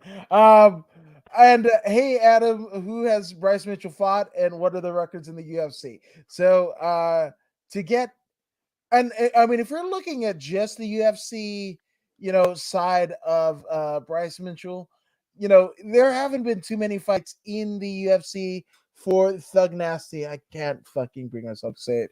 Obviously, he beat Tyler Diamond in Ultimate Fighter, right? He's a former Ultimate Fighter winner, right? But yeah, I mean, you've got a point. You know, we're talking about World Series of Fighting, you know, on the undercard of the Vinny Magalhaes, David Branch fight card, Isaac Ware. Yeah, I mean, yeah, and it's most of his UFC wins have been or fights have been via the Ultimate Fighter exhibition fights until he gets to Tyler Diamond and he wins the majority and the Ultimate Fighter season 27 crown, and then a unanimous decision over Bobby Moffett, Matt Sales, a twister, the second twister in UFC history. Beautiful. Right, absolutely. Charles Boston Trong Rosa, unanimous decision, and Andre Touchy-Feely. Yeah, no, you got an absolute point. This is Bryce Mitchell's, you know, fucking. This is the trial by fire. This is it, you know. And yes, I just think there's levels to this game. You are absolutely right. Yeah, you are absolutely. There are levels to this game. But Bryce Mitchell is coming to this game with the equalizer. He's got that intense Khabib-like wrestling, which is why he's been so successful all this time. His only loss has been a submission in the Ultimate Fighter house. But yeah, it was a rear naked choke. He made a mistake. I do not see Edson Barbosa trying to take anyone's neck and trying to choke somebody out. Not that he can't do it. I think he would just rather break your face with a shin to across your face, shin across your belly, shin on your liver. You know, he's trying to destroy. This is what he does. He's a Muay Thai artist. He's got beautiful footwork and excellent this and excellent that. But I believe Bryce Mitchell is going to close that distance. He's going to move in for the kill. He's going to hit that double leg. He might not submit him. But I think he's going to win by points. He's very, very good at transitioning. See, these wrestlers, what they do better than everyone else, these Dagestanis, these Khabibs and Islam Makhachev, speaking of Islam Makhachev, last week, I forgot to tell you about baiting the head. See, Islam, when he went against Bobby Lee, he baited the head. So Bobby could grab onto the head. But all good wrestlers going for that double leg understand. Once you hit the double leg and it snatch your neck, it's okay. You just make sure you secure both legs, past the leg, past your body, right? So now you're presented with, if they choose to hold on to the head, now the Von Flue is right there, right? So Bobby Lee, Bobby Green, not Bobby Lee. Bobby Green, he had to let go. Because he wasn't in position anymore. When Islam took the double leg, he passed the leg, so Bobby Green didn't, put him in guard. So once he passed the leg, the headlock doesn't mean anything anymore. the guillotine, alleged guillotine, doesn't mean anything anymore. You, the one holding on to the guillotine, you're the one now in danger because you're on your back. 1, 2, there's side control there, right? 3, possible Von Flue or Oven St. Preux finishes there. So this is how Islam Makhachev got Bobby Lee to not sprawl and defend against the takedown, but rather he went for a neck. He saw a neck, so he went for it, and then he forgot about his legs. That was genius by Islam Makhachev. So coming back to this matchup, there's many video tape. Just a Khabib fight alone. That's all he needs to study. Study the Khabib fight. Forget all the other fights, right? Study the Khabib fight. Of course, you need to watch out for his striking, those spinning heel kicks, his leg kicks. He's got Edson Barbosa's got the fastest kick, fastest roundhouse kick in the UFC. You know, I'm willing to give him all that, but it's very simple. Just keep moving. Don't be a stationary target, so he cannot set up and hit you with a clean shot. And when you see the opportunity, hit him with that double. Hit him with that ankle pick. You know, from an ankle pick to a single leg to double leg. Now he's down.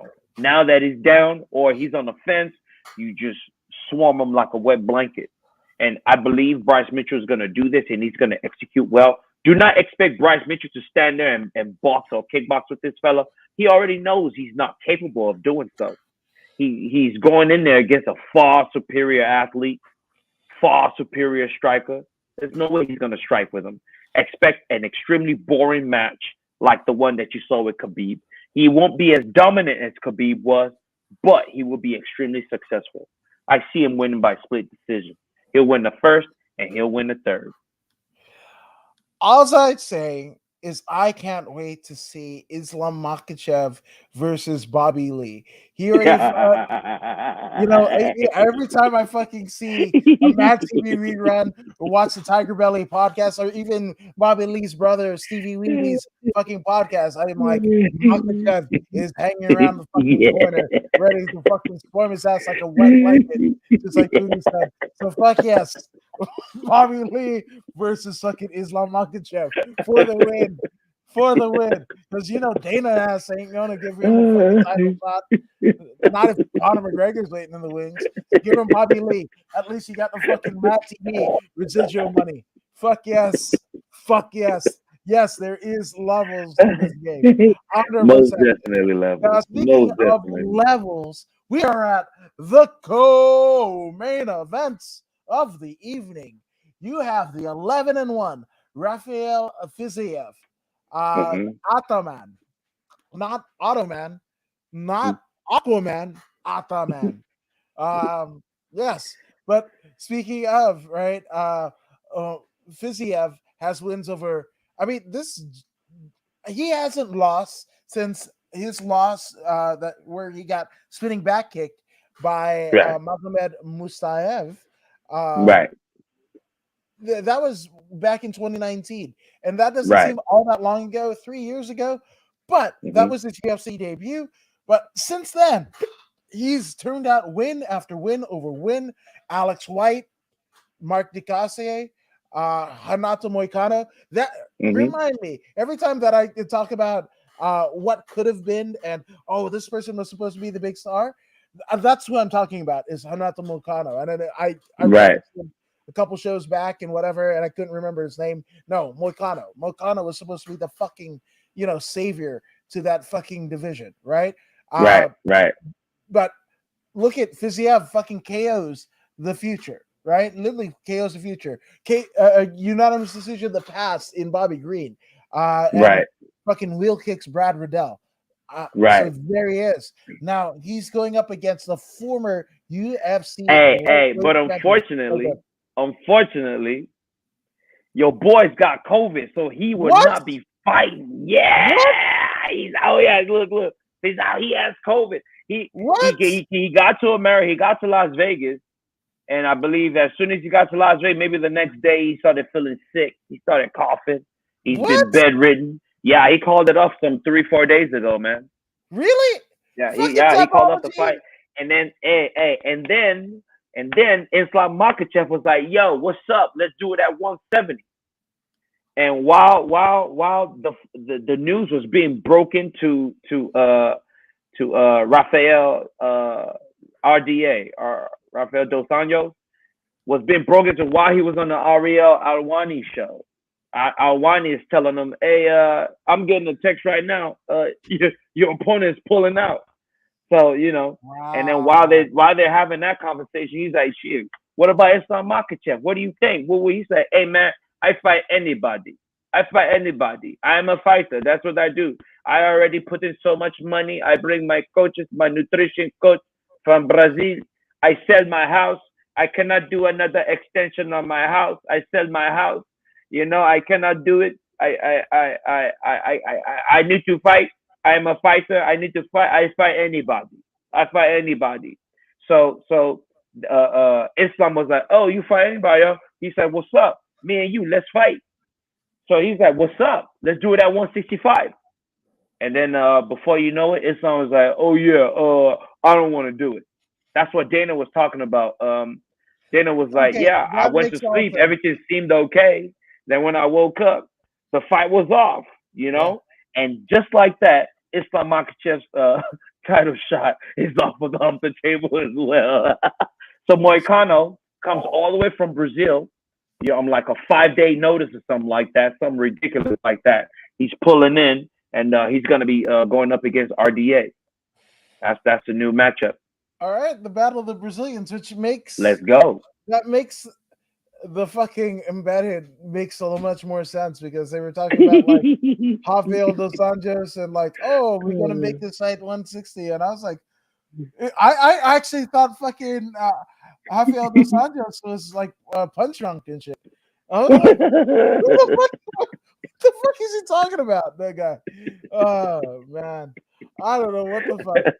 Now, I mean, this is just a fight to have a fight, right? Because Yeah. obviously to catch weight 5 pounds above the lightweight limit, right? And 11-9, and both Brazilians, man. Like Moicano, I think even at 16-1, right? 21 fights in his professional career.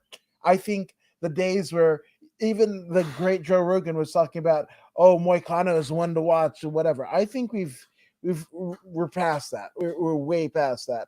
Not to say that he isn't a talented fighter, but I mean the Korean Zombie and Jose Aldo fight where he got basically pushed back in any kind of title legitimacy or whatever. Like it just got pushed to the back burner. But he doesn't have wins over Calvin Kattar, over Cub Swanson, lost to Brian Ortega. So he gets to the tippy top, and then once he gets to the tippy top, he fucking, Pressure.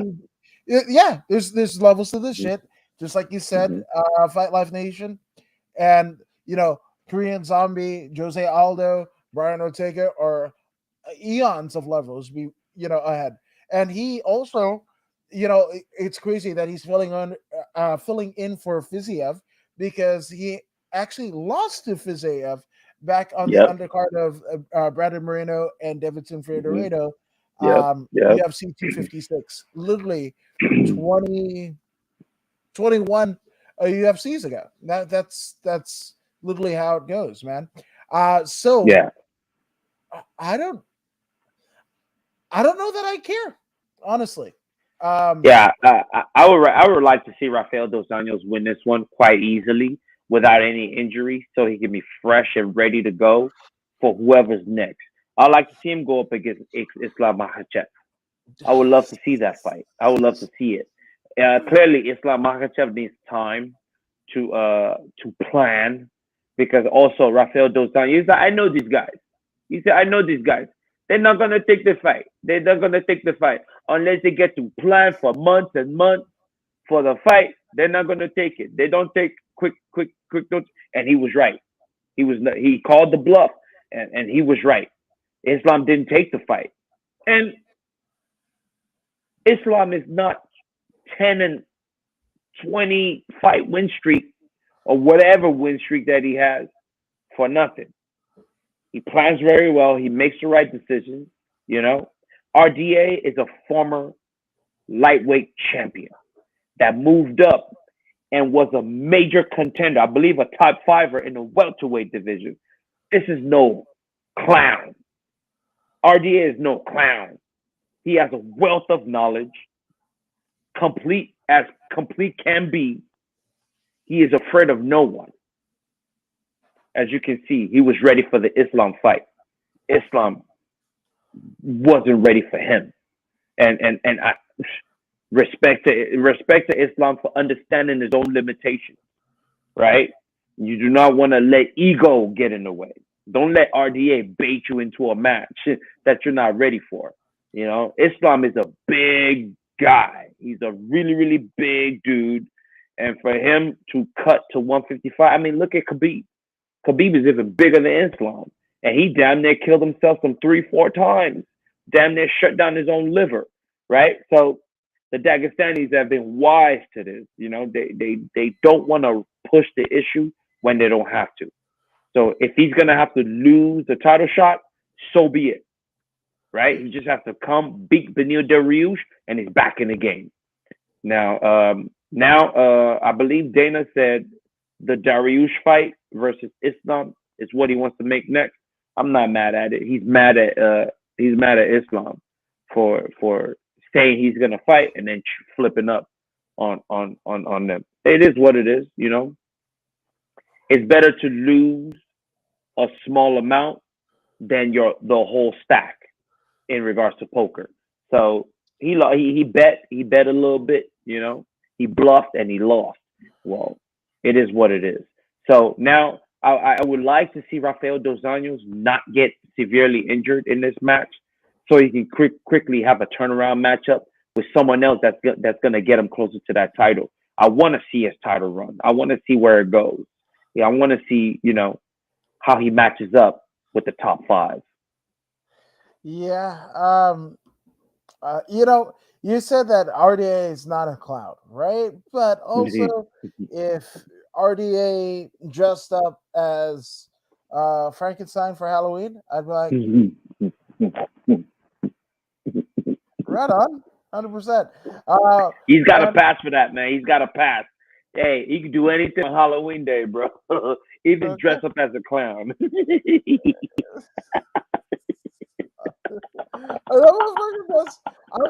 I'm just, when he had the mustache and everything. I was like, no, that's not the accessory that you need. You need bolts in the fucking neck.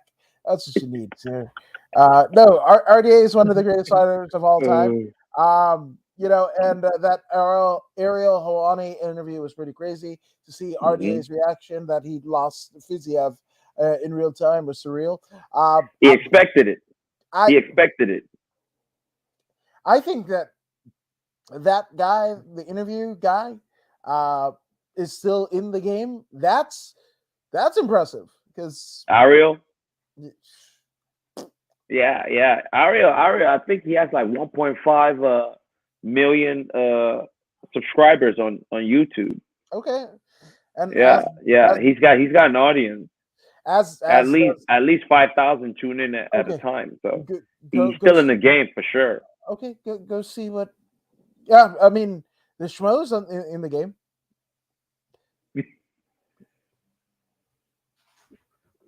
There's another person that might be associated with the Schmo still in the game. I'm just saying. I don't. If I, whatever. I'm a Luke Thomas guy. So. And one more thing that I will give that Ariel fella. He talks way too much smack for some Rudy Poo candy ass to fighters. You know what I'm saying? Yes. However, he knows his history. I gotta give him that. He's an encyclopedia. I'll give him that part, and that's it. I mean, obviously, there's something in it. He got RDA. How many countless fighters has he interviewed, and even floating over, right? I've kind of like, oh, maybe I'll check out him with AJ Styles. Maybe I'll check out him with Nick Khan, and I can't. Yeah. Can't. Won't His voice is annoying. No, it's what he stands for. It's and again, that whole shit about him get kicked off of ESPN, that he didn't know the UFC was coming, or getting kicked out of the UFC been banned for leaking the Brock Lesnar shit and whatever. Yeah, I remember that. Nobody came to his fucking defense. Nobody, right? And then fucking, I mean, it's pretty well documented, the shit that he did to the people over there at what is it, the MMA Hour, right? And then fucking bolted and whatever, leaving everybody there, Luke Thomas included. But it ended up being good for Luke. So shout out to Luke and whatever. And then Luke leaves to do Showtime and shit. And look who kind of weasels his way back in. Yeah. So I'm just saying. The Weasel. Yeah, man. Ariel the Weasel Helwani. Yeah. So just that is my what is it? Who's your the fucking fighter? I got RDA, man.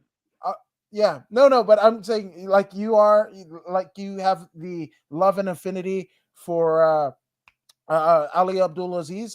That's me with Helwani. I'm just saying. Hey, that would be a great card. Me versus Ali Abdulaziz. You versus Ariel Helwani. Fuck it, I'll take Make that happen, Dana White. Let's do it. Make that happen. I will do that one. I will do that one for a pay cut. But I'll do it for a pay cut. Wait, pay cut? No problem. You want to get I'll do it for a pay cut. Hey, man, just to get my hands on Ali Abdulaziz, I'll do it for a pay cut. First, you have to get paid. Yeah, I'm going to have to get paid first. Yeah, exactly. I'll be like, give me $1. I said, give me $100. Give me $100. Once I get it, I'll cut in half, give half back to Dana, and keep the other half.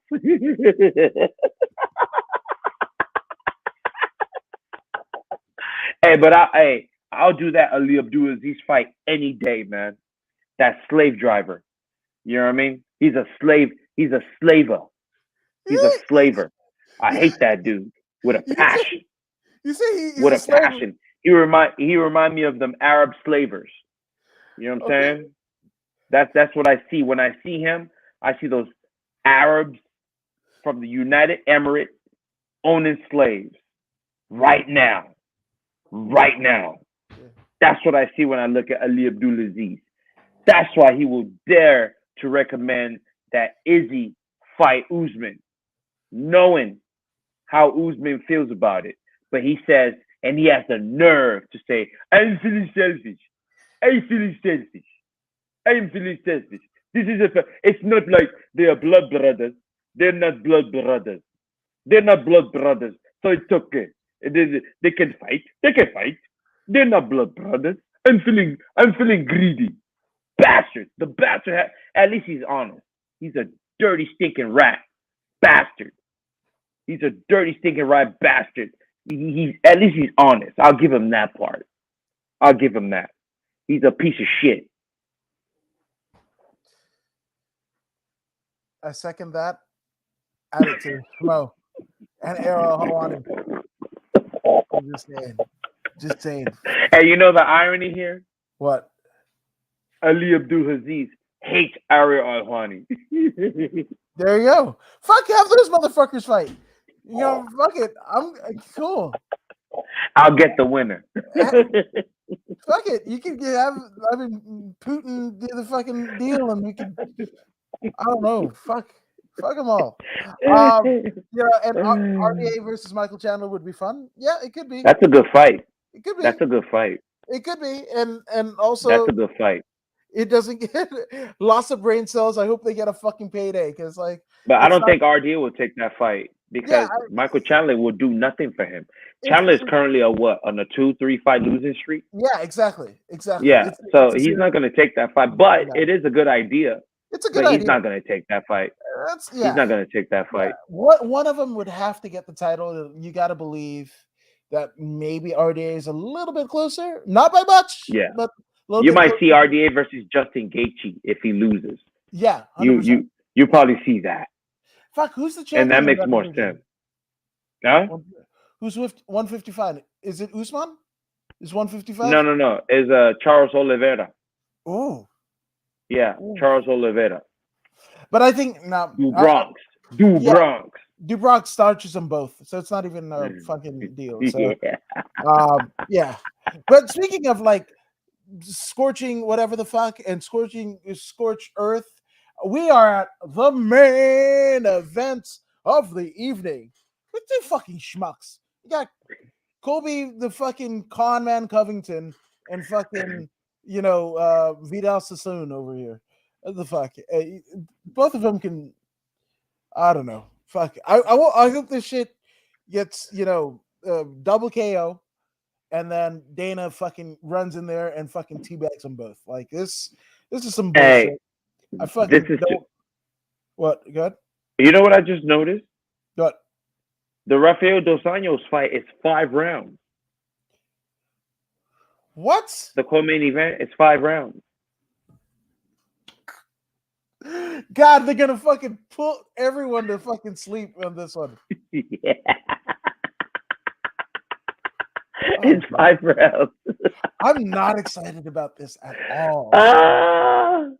Hey, but I'm very excited to watch Colby Covington hold Jorge Masvidal down and punch every single hair that makes up that stupid looking beard off his face, one at a time.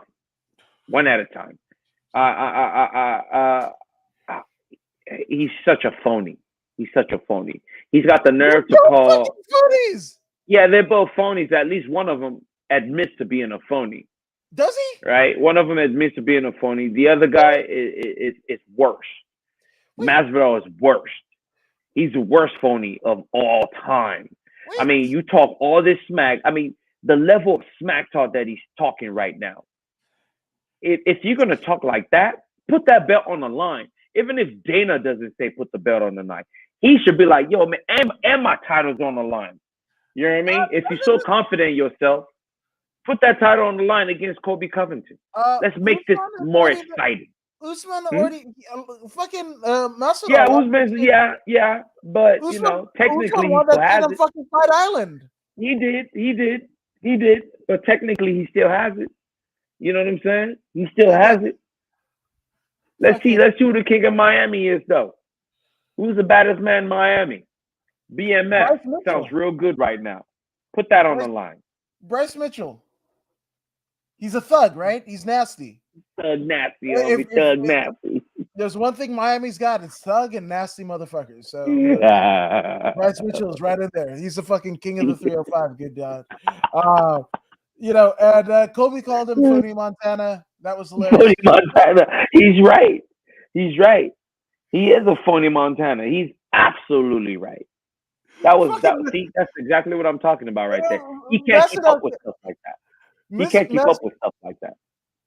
Masvidal came out there with the fucking NFT or whatever, but all I saw was the fucking little girl from fucking Rush Hour, and then fucking trying to cut the fucking bomb off her and shit like that. That's what I saw. I thought he had a bomb in the briefcase and shit like that. It was just weird. It was just off.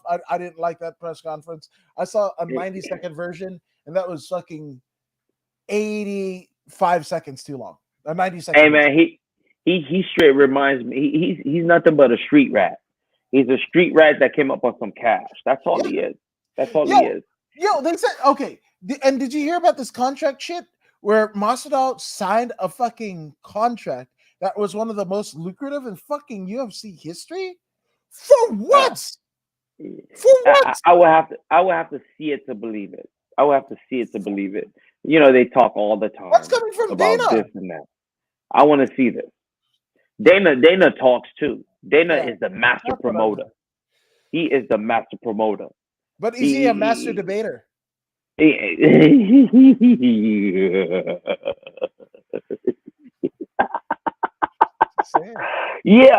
some of the most lucrative contract we've ever put together.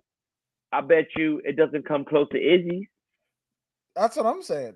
It can't come close to what I'm saying? I bet you it doesn't come close to Izzy's. Or fucking Brock. Or it's Ronda. all talk. Yeah. It's all talk. I bet you it doesn't come anywhere near Ronda. You know what I'm saying? No, and they're So like, oh, a $6 million gate. I was like, who the fuck is paying to see fucking in 2022 Jorge Masvidal and fucking Colby Covington that both got hey, starched twice that by thing the fucking that champ? thing ain't sold out. That thing ain't sold out. No, they said it was a fucking. Neither one of them dudes is No, doing they didn't say that kind of number. they didn't say it was sold out. They said it was a $6 million gate. And I was like, who 6 the million fuck? sounds like sold out to me, man. 6 million, Yeah, $6 million gate.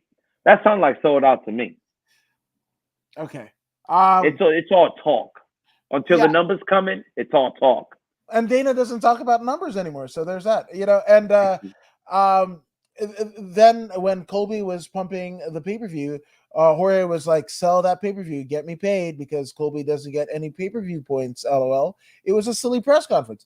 No, both of these motherfuckers are jokers, man. And Colby Covington would have got released. Doesn't matter how fucking good he's a fighter or anything like that. His ass would have, if Dan Lambert hadn't have shown up in TNA and brought fucking Colby's ass along so he could fucking talk and chop with fucking Kurt Angle and AJ Styles on how to fucking draw money, Colby Covington would be in PFL. Right. And I'm nothing against PFL or nothing against Hey, Bellator. But that's where hey, look, man, look. You could take a horse to water, but you can't make it drink. Colby had the insight, the foresight to listen to those two people, Kurt Angle and Christian Daniels, whoever you mentioned. And he had the foresight to listen and then adapt. Jorge Masvidal can't do that. He can't listen and adapt like that. He's still in the same stuck in the mud position that he's in. You know what I mean? If it wasn't for Conor McGregor, he won't be anything. Conor McGregor boosted Nate Diaz. Nate Diaz, in turn, boosted him. Yes, he knocked out Ben Askren or whatever. Yeah, but who was right? Ben Askren? Yeah, he knocked out Darren Tills. So what? Right. So what? Who you knocked out since? Yeah, and I'm not saying no disrespect to fucking Ben Askren, because he's a former Bellator and one championship champion, right? And came into the league undefeated. Nothing against it, but I mean, shit. When you get Ben Askren was on his way to beating the hell out of that dude. Right. Exactly. So easy. He got lucky. Yeah. Yeah. Exactly. And Fight Life also saying that I don't feel how you guys feel about Jorge. I'm a fan, but he got back-to-back titles. He got back-to-back. He worked and got knocked the fuck out. Right, but he worked his way. Yeah, he worked his way into fucking getting. He did the same shit that Poirier did. That shit is like fucking permeating through American Top Team, right? Like, oh, I don't care about this shit. I don't care about whatever. And fuck what Connor's doing, or fuck what Usman is doing, and then fucking get those back-to-back fights, right? And get the fucking them to fly him all the way to fucking Fight Island on a short notice, and that once he had a full cap, like, this is bullshit. Too many excuses. Yeah, and again, if you're a gangster, you wouldn't be making excuses. If you're a true gangster, right? If you real Tony Montana and not phony Montana, you wouldn't be coming up with all these excuses, man. Right? And your little stupid ass gimmicks. I mean, like the gimmicks are upsetting to me. They're upsetting. Because he doesn't have the prowess to push it through, But then you got Colby on the other side who does. But then, as we found out with that last Usman fight, it's all a fucking show, which a lot of us. Of course, right. Of course. Colby is legit. Okay. He's legit. His job is to upset you. His job is to upset you the best way he can, and he's doing a fantastic job. He is a perfect heel. He is a perfect heel. Yeah, he makes your face do that. Face do that. Colby does that. No. What's doing that? What's making your face do that? It's the fact that we're still on it, and I don't give a shit about either one of these things. Hey, we're still on it because Colby's good. No, I mean, he's good. He can be a good fighter. Everybody want to see him lose. And this is the Mayweather technique. I want to see fucking Masvidal lose too. I want to see both of them You want a lose. double knockout? Yes. I don't know, Instagram that shit and fucking Dana White and Ali Abdul Aziz will, fucking tag team fucking Dirty Sanchez. I really don't give a shit about either one of them. And I'm saying like, oh, the fucking tone of my voice will lead you to believe. No, I'm probably once the fucking undercard cuts off on ESPN Plus, I'm probably not even gonna search for a fucking stream for this goddamn thing. Swear to God. Jaylen Turner, I'm out. And there's nothing against Jaylen Turner. like nothing against anybody else on the fucking card. I'm not saying that, RDA or Moicano or Edson Barbosa or Kevin Holland or when fucking Sergey Smivac, like we could have a round robin where it could be fucking Masvidal, Greg Hardy, and fucking Colby Covington, and they all just fucking punched each other out until somebody fucking loses a tooth or some shit. You could have them all like that Russian fucking shit where they fucking tie your fucking hand to the table and slap the shit out of them. I mean, fucking, and I probably still wouldn't watch it. I'd be like, fuck, are they dead? Can we not, and have fucking Tai Tuivasa fucking, Tajiri they after the Chewy.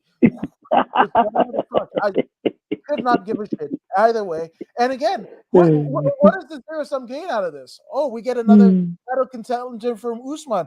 Usman with fucking no legs can beat the shit out of both of them twice. So what are we doing? What are we doing? This is essentially the when a baby is born without a brain and they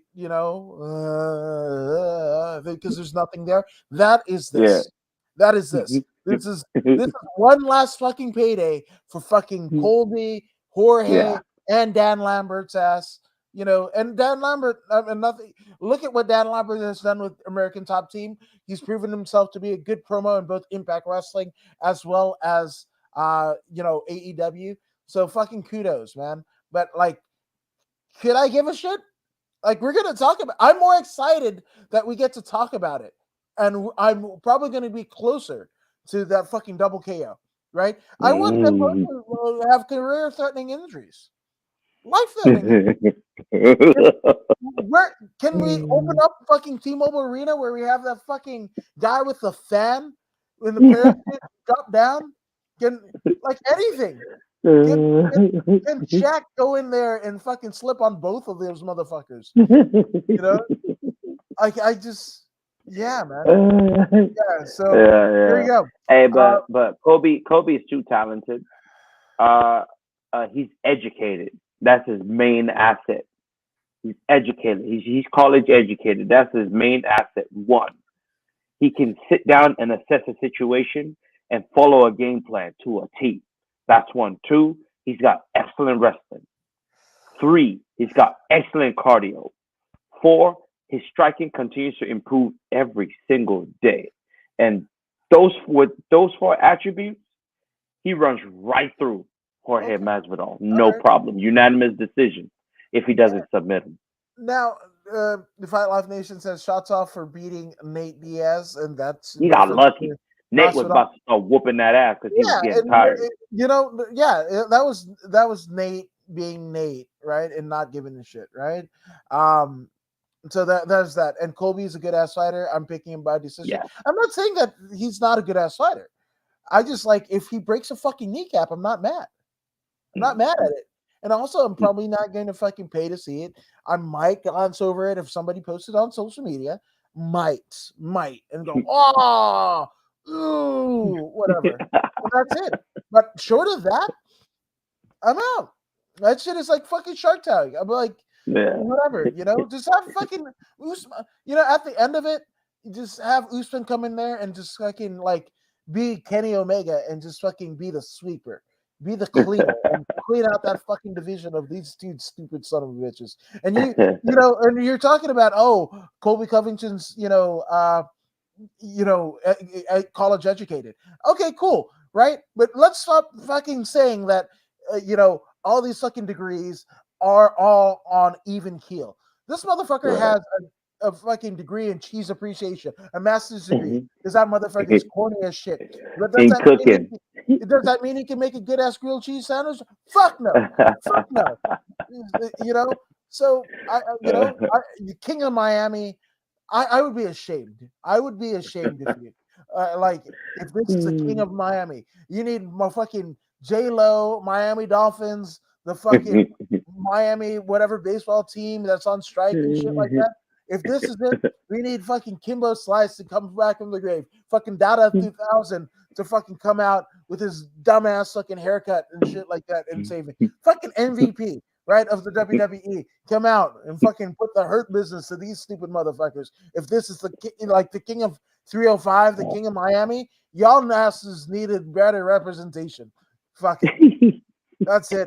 Taxation without representation is a fucking tyranny. This shit is treasonous and tyranny to y'all motherfucking asses in Florida. I swear to God, y'all need to be represented better. I didn't think I would be an advocate for Florida. Holy fucking shit! I didn't know this was gonna be. But if these are the two fucking clowns you got, you need better. You need better.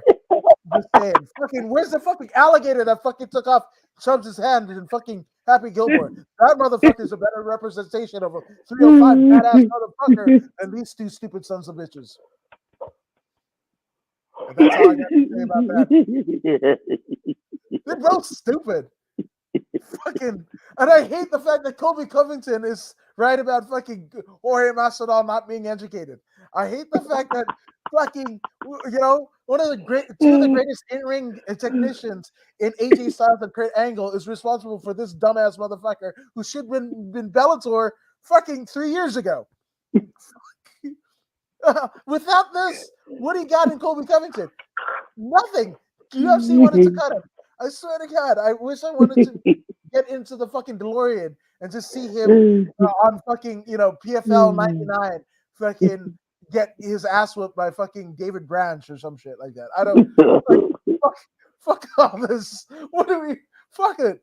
We will do the show on Sunday, and I will be glad to report this. Those motherfuckers both caved in each other's faces, and whatever. And the whole fucking beef and shit like that, turns out it was all a ruse, and fucking Dan Lambert is being the fucking Bryce Mitchell. You want to get into fucking conspiracy theories, motherfucker, right? But you're fighting on a cover on a fucking card with these stupid motherfuckers on top. You was bad at fucking tinfoil hat, fucking conspiracy QAnon motherfucker. Guess what? You fucking lost. You lost the battle, G.I. Joe. Oh, shit. CC Arkansas, stand down. Yeah, boy. Fucking got it wrong. That is a fucking conspiracy theory. You asked me to fucking tinfoil hat, but guess what? You're collecting that paycheck. So go ahead, Bryce Mitchell, get your money. Go ahead, these stupid motherfuckers get your money. Just like Schro will get his money, and fucking Era Hawani or whatever the fuck. Yeah, this is the fucking CM Punk hype round promo where this shit is fucking going to be here in spite of itself. And it's just another fucking deal. And who gives a shit if CM Punk is not on a fucking commemorative cup or whatever the fuck? They're better fighters than fucking Mahori Masvidal and fucking I can't even remember the stupid son of bitch's name. So I'm just saying, fuck them. Just fuck them. If they got in the ring, like at the end of the fucking Borat or Bruno and started, banging each other or whatever the fuck. I think that's exactly what they wanted to do in the first place. That shit was better when it was played to the bone, and Woody Harrelson and Antonio Banderas fucking working themselves into a shape. We've already, in the words of the Bare Naked Ladies, it has all been done before. We've seen it. Fuck you two. You think you're fucking pulling the wool over our eyes? There ain't no goddamn wool here, motherfuckers. I see you. I don't see it. That shit is after Sunday. I can't wait to fucking John Cena the way out of this fucking fights and talking about either of you two with any bit of significance, And I hope again y'all get both fed to fucking Usman, so you could get the shit beat out of you for the fucking third time. Put them both in there with Usman, and Usman with no knees will fucking fuck both of them up. So, with no knees. And have fucking Izzy Is there Adesanya? Fucking whatever the fuck. And shit on both of their mouths. Fuck 'em. I'm good. I'm good. Hey, so Adam Woods, where can they find you? According to Woods is where you can find me. Also on After 83 Weeks with Eric Bischoff, which you think I turned my shit down with Eric Bischoff, the great Hall of Famer Eric Bischoff. No, and that's kind of it. Shout out to Chrissy Olsen and Steve Kaufman, as well as George Rosa for that. But you can find me according to Woods. I post dumb shit all the day. You think it's just for here? No, man. Once I figured out I could be myself, it's free. But the legend that is Voodoo Maximus, where can they find you, good sir? With all of the great analysis that you're probably not going to get from me. I'm just talking head, whatever. But he's the man with the plan. Where can they find you to get connected with the great Voodoo Maximus? Most definitely, you can find me on definitely not TikTok. I don't TikTok, but I do Snapchat like once a month or something like that. Facebook page.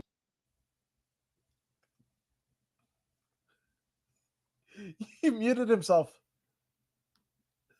Primarily on Instagram. Instagram is where it's at. You can find me on Instagram for sure. So like, share, subscribe. Definitely you can find me on Twitter as well. So yeah, those are my main platforms right there. Absolutely. And again, go ahead and subscribe to Voodoo in the Woods, where you can get this on Facebook, YouTube, and Twitch, and also over on the bodyslam.net social media channel. So definitely throw a sub in. And an added advantage, there's awesome shit also on bodyslam.net of both the MMA and pro wrestling variety. So if just in case you want variety, but also, hey, just Voodoo in the Woods, the main page. But if you can't find it, here is a graphic that might help you just a little bit. You guys be awesome. We'll see you Sunday with more Voodoo.